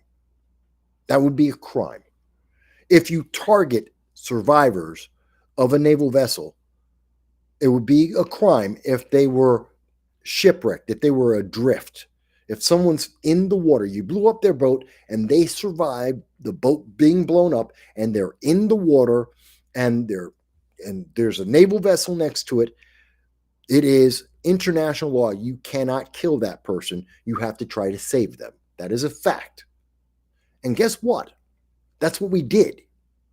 If everyone forgets, last month there were two guys who were on one of these boats that we actually sent back to their home countries. There are survivors of at least one or two of these events that have been sent home. So we're not just killing everyone. That's not true. And that's why they're making it as vague to make it sound like out of the 21 cigarette boats that have been destroyed, they're trying to say, well, there were no survivors of any of them. That is a lie. And the media knows that. What they're talking about is the first one, September 2nd, the first cigarette boat that was struck. And they're saying no one survived that one incident, even though they're wording it to make it sound like it's all 21 times. That's not true. They're manipulating you. Again, the news media want an objective. They want to say Orange Man bad. They don't like Pete Hegseth. Since the day he got nominated, the left and the news media have been trying to demonize Pete Hegseth and get him kicked out. They have tried to get him removed from his position as the Secretary of the Department of War. They hate that man, hate him with a passion. So they don't care if they're telling the truth. They just want him gone. And they get to say Orange Man bad all at the same time. That's their motivation. So we have to start with, I doubt what the left is saying, because they're motivated by their hatred and not by the truth. And we have caught them lying about Pete Hegseth for many, many months now. Many months. So they come out and say over the weekend, and I was talking about on Sunday, Pete Hegseth is trying to kill all the survivors. That's a war crime. And so he has to be removed from office and he should be thrown into a jail. And the story from the Washington Post, the story from CNN, there's no proof. There was no evidence. They said that That's what they think happened. They have no evidence. They have no proof. The New York Times has reviewed the story, and the New York Times came out and with 5 sources, 5 confirmed sources by the New York Times, said that's a lie. Pete Hegseth never said to blow up no survivors. He never said that. That's the quote that they want to say. He never said it. He never said that there couldn't be survivors on that ship. Not true. There is no evidence of that. So we have no evidence of this thing that the Washington Post, which is a left-leaning biased newspaper that hates Pete Hegseth, they made up a lie. They told it to the public. CNN, of course, hates the Trump administration. They repeat it because they don't care. They don't care if they lie. And we know that CNN lies on a regular basis. They've been caught many, many, many times lying to the public. They don't care. So, okay. And the New York Times says, well, they lied. It's not true. The New York Times is no friend of the Trump administration. The New York Times is no friend of Pete Hegseth. But even they said, no, that's just too much of a lie. It's just too far out there. It's not true. So we got people like PBS.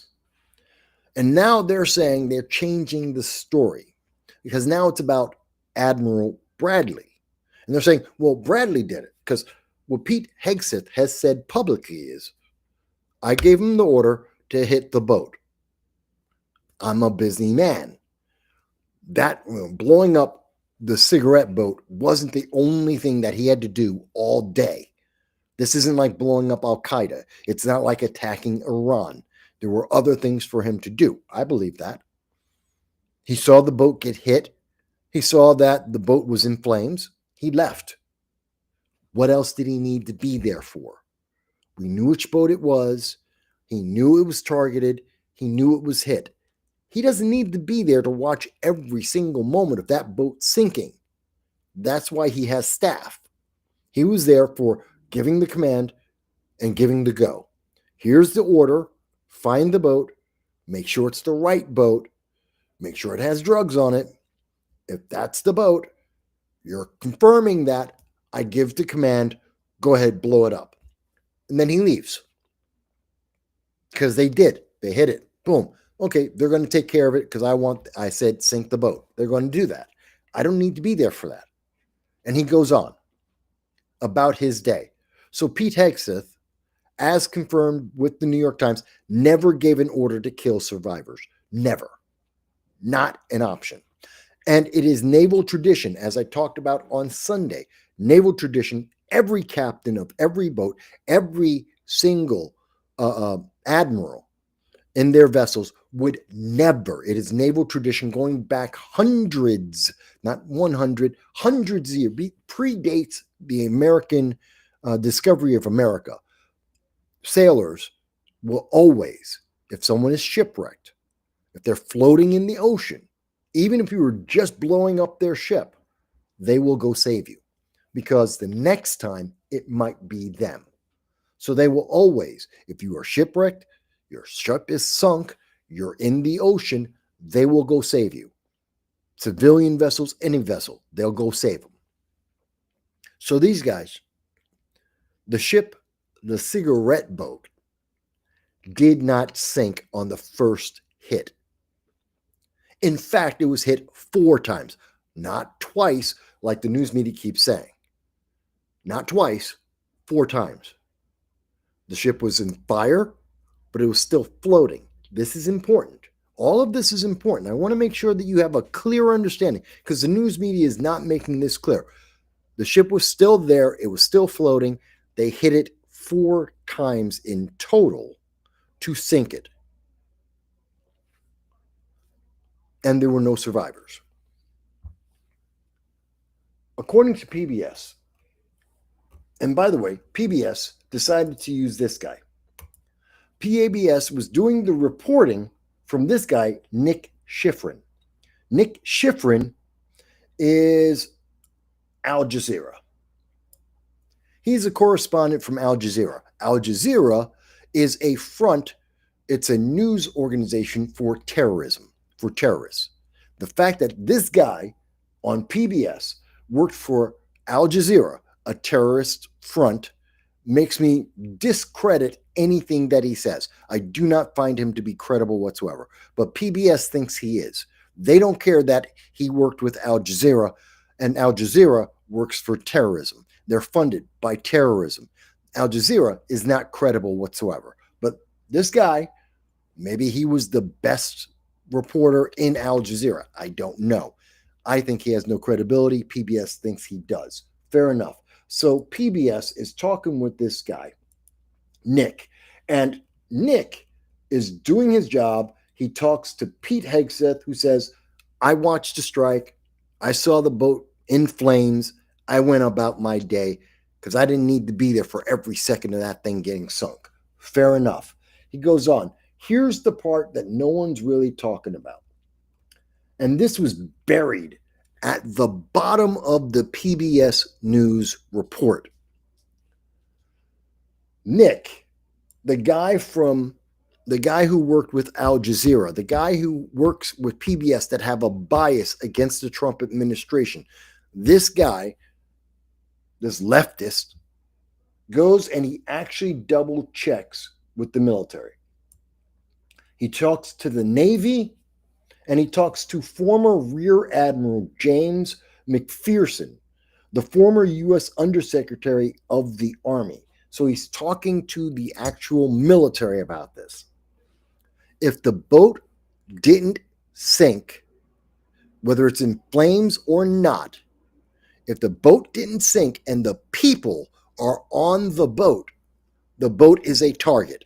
You can hit it again and again and again until one of two things happens. The boat sinks or the people on the boat are in the water. Once the people are in the water, you have to save those people. But as long as the boat is floating, whether it's on flames or not, as long as the people are on that boat and that boat is floating, it is a target. You can hit it again and again until it sinks or those people get in the water. This is coming from the analysis of naval lawyers for the Navy, and a former rear admiral. A rear admiral. That's about one of the highest positions you can have in the Navy. This whole story is just bunk. It is made up to piss you off. I took some time to go through that to make sure you understand all of it, because the peaceniks out there, people who are absolutely into peace, I'm not a peacenik. I'm not a pacifist. But the pacifists out there are like, oh my God, they're using violence. Nations use violence on a regular basis. All nations.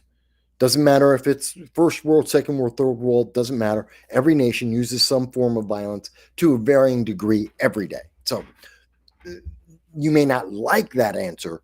That's the truth. And the United States is using some degree of violence to try and end a bigger evil, which is human trafficking and drug trafficking and crime from cartels.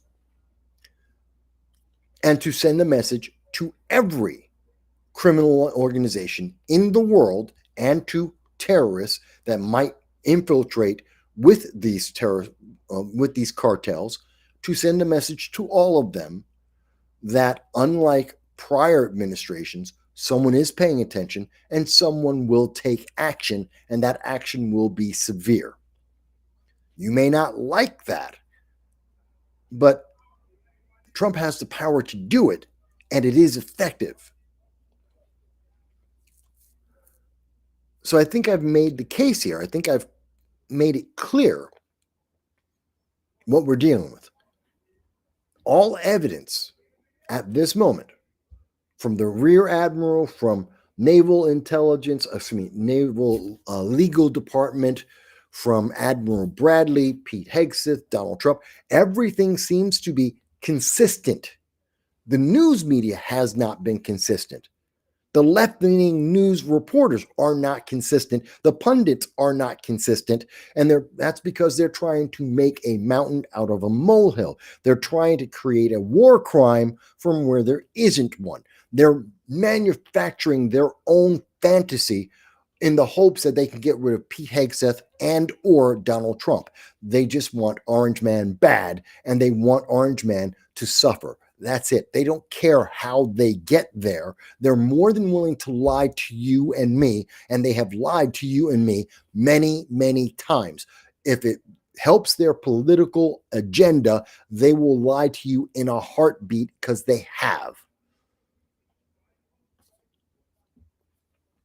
Now, let me be clear. If in the 4 times that boat was hit, if those men were knocked into the water or jumped into the water, however, they touched the water and they're alive. They survived the multiple strikes on that cigarette boat, that $1.2 million not fishing boat. And if they survived and they hit the water and then they were killed, that is a war crime. I agree. And Admiral Bradley is in trouble. That would be a war crime. He should be tried for that. Absolutely. It violates naval tradition. It violates U.S. law. It is a problem. Absolutely. Try him for murder of those people if they were alive in the water. If they weren't, there's no crime here. The left will not like it, but feelings aren't laws. And they may not like the use of force. Feelings aren't law. Feelings don't stop crime. Feelings don't stop slavery. Feelings don't stop invasions into the United States. I have no problem with what Trump's doing. As long as if he is hitting the cigarette boats and those boats have drugs in them, I have no problem with Trump is doing. I have no problem that as long as the people on those cigarette boats, those cartel members, that if they fall into the water or they dive into the water as the boats are being destroyed and they are picked up as survivors and then they're either arrested or sent on their way, I got no problem. And we know survivors have been picked up and brought back to their own country. So we know they have been following the naval traditions and the law of the United States military. International law, I don't care about. International law means nothing. There is no such thing as international law. Throw that out. That's just a joke. U.S. law and naval tradition, it has been followed. We know this. We know subsequently that survivors have been picked up and they have been brought over to their homes. So why, if we've done it since, why wouldn't we do it the first time? Donald Trump didn't give it an order, and there is no evidence of that. No one's accusing Donald Trump of giving an order to make sure there would be no survivors. No one actually says that Pete Hegseth gave that order. There's no evidence of that. There is evidence. There are witnesses that say that he didn't do it, that they definitively know that he wasn't there. He didn't give that order. So the Washington Post, the CNN, they're lying to you again. This is a setup.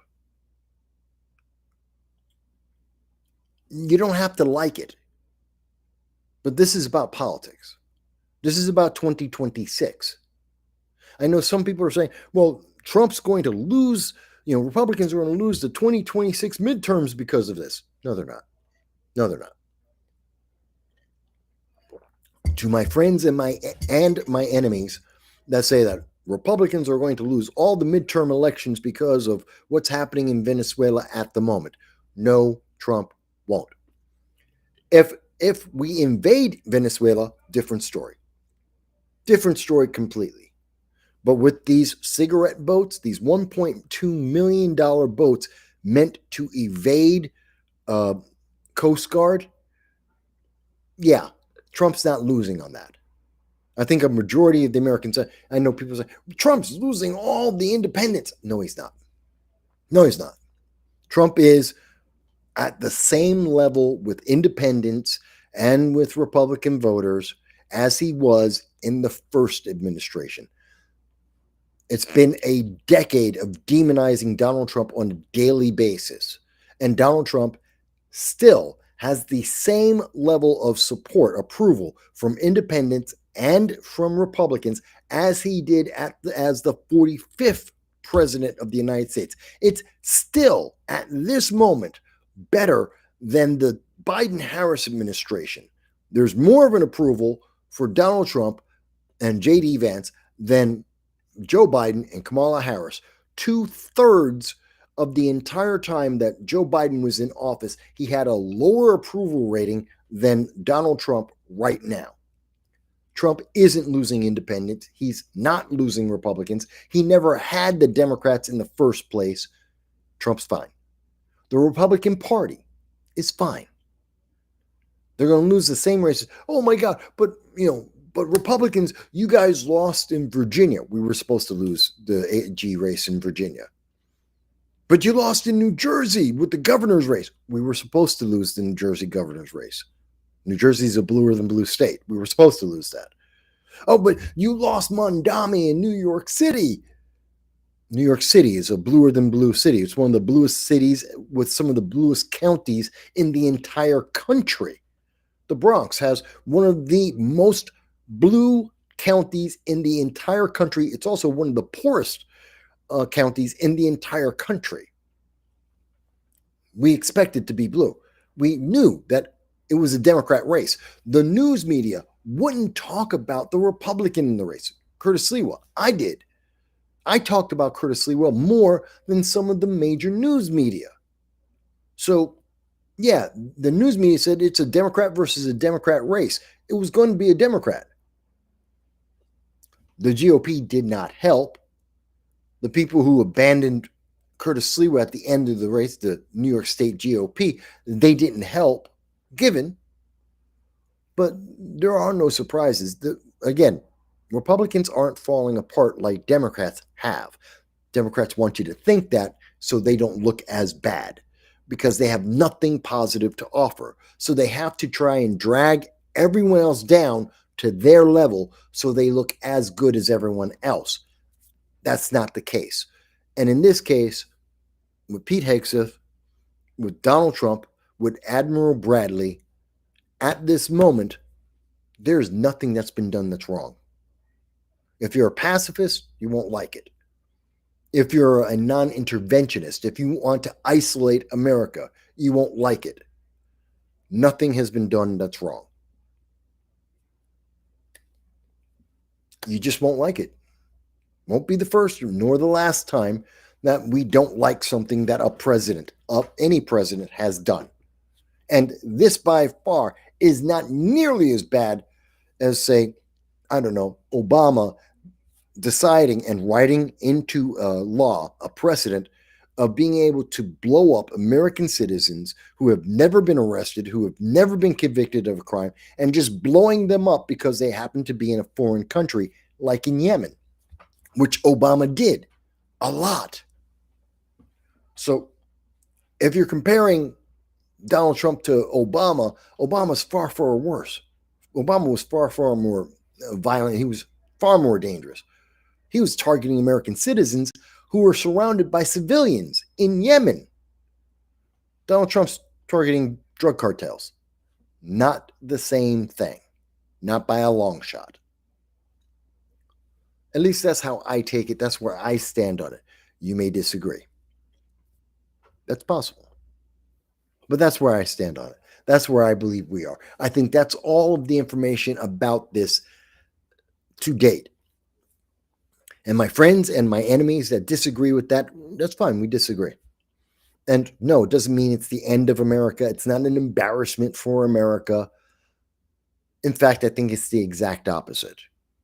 It puts the fear of God in our enemies because we have a president who's willing to take action in the best interest of the United States. And it is in the best interest of the United States to remove the amount of drug cartels entering into America, to remove the drugs coming into America, to reduce the number of sex slaves and human trafficking into America, child trafficking into America, to reduce that. It is in the best interest of America to limit the amount of crime and to make our enemies, whether it be China or Iran or North Korea, to be afraid, to behave themselves, to make Hamas and the Houthis and Hezbollah to be afraid to attack American citizens in any way, shape, or form. That's a good thing. Let them be afraid. Let the criminals stop committing crimes in America. Now, will it be 100%? No. It's like saying, well, we're going to stop immigration. No, you're not. It's never going to be 100%. But we can slow it down. We can minimize it. And Trump is doing that. That's a long-term positive for America on every single level. And people who are pacifists won't like it. People who are isolationists won't like it. People who are non-interventionists won't like it. This isn't about whether you like it or not. Is it effective for making America safe long-term? And the only answer to that question is, at this moment, yes. We invade Venezuela, different argument, different situation. We can have that discussion. In fact, Sunday, I did have that discussion. That's a different thing. Well, we're talking about what's happening with the boats in the Caribbean Sea. This is a positive for America. But let me say this. If you think I am wrong, if you disagree, let's have the conversation. We're going to end the show here, but leave it in the comments. Leave a super chat or don't. Not super chat, super reaction. So we can help the Jericho Foundation. Let's try that. But if you can't or you don't, that's okay. Leave a comment. On a completely separate note, I do want to mention one thing. And where is it? Boom, there it is. I did want to refer to, where is it? There it is. Hang on one second.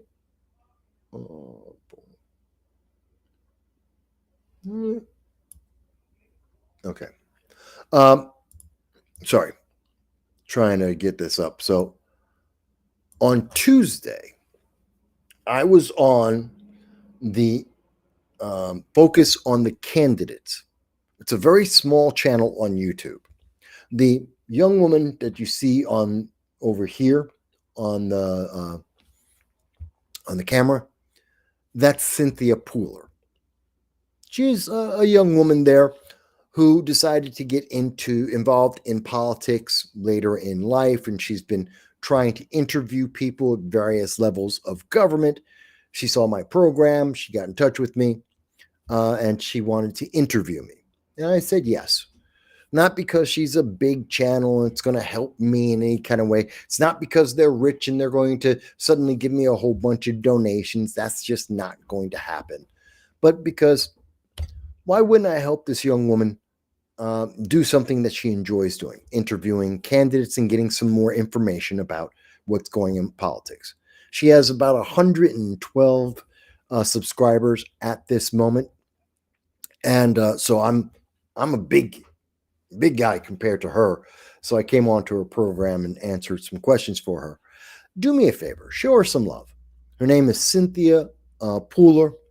And Cynthia, I hope that my interview with you will get you a bunch of views. Maybe she gets 50 views. I think the most she's ever gotten is 60 views on any one video. Hopefully we'll be able to break that. Maybe one day get 100 views. So her channel gets to grow a little bit. Maybe you get 5 more subscribers, 10, 100 more subscribers. Let her double, whatever she can. I hope she feels good. And I'm happy to have done an interview with her. And I'll go back at some point.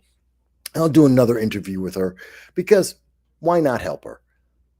Some people did interviews with me early on and it helped my channel grow. I would be happy to do the same thing for her.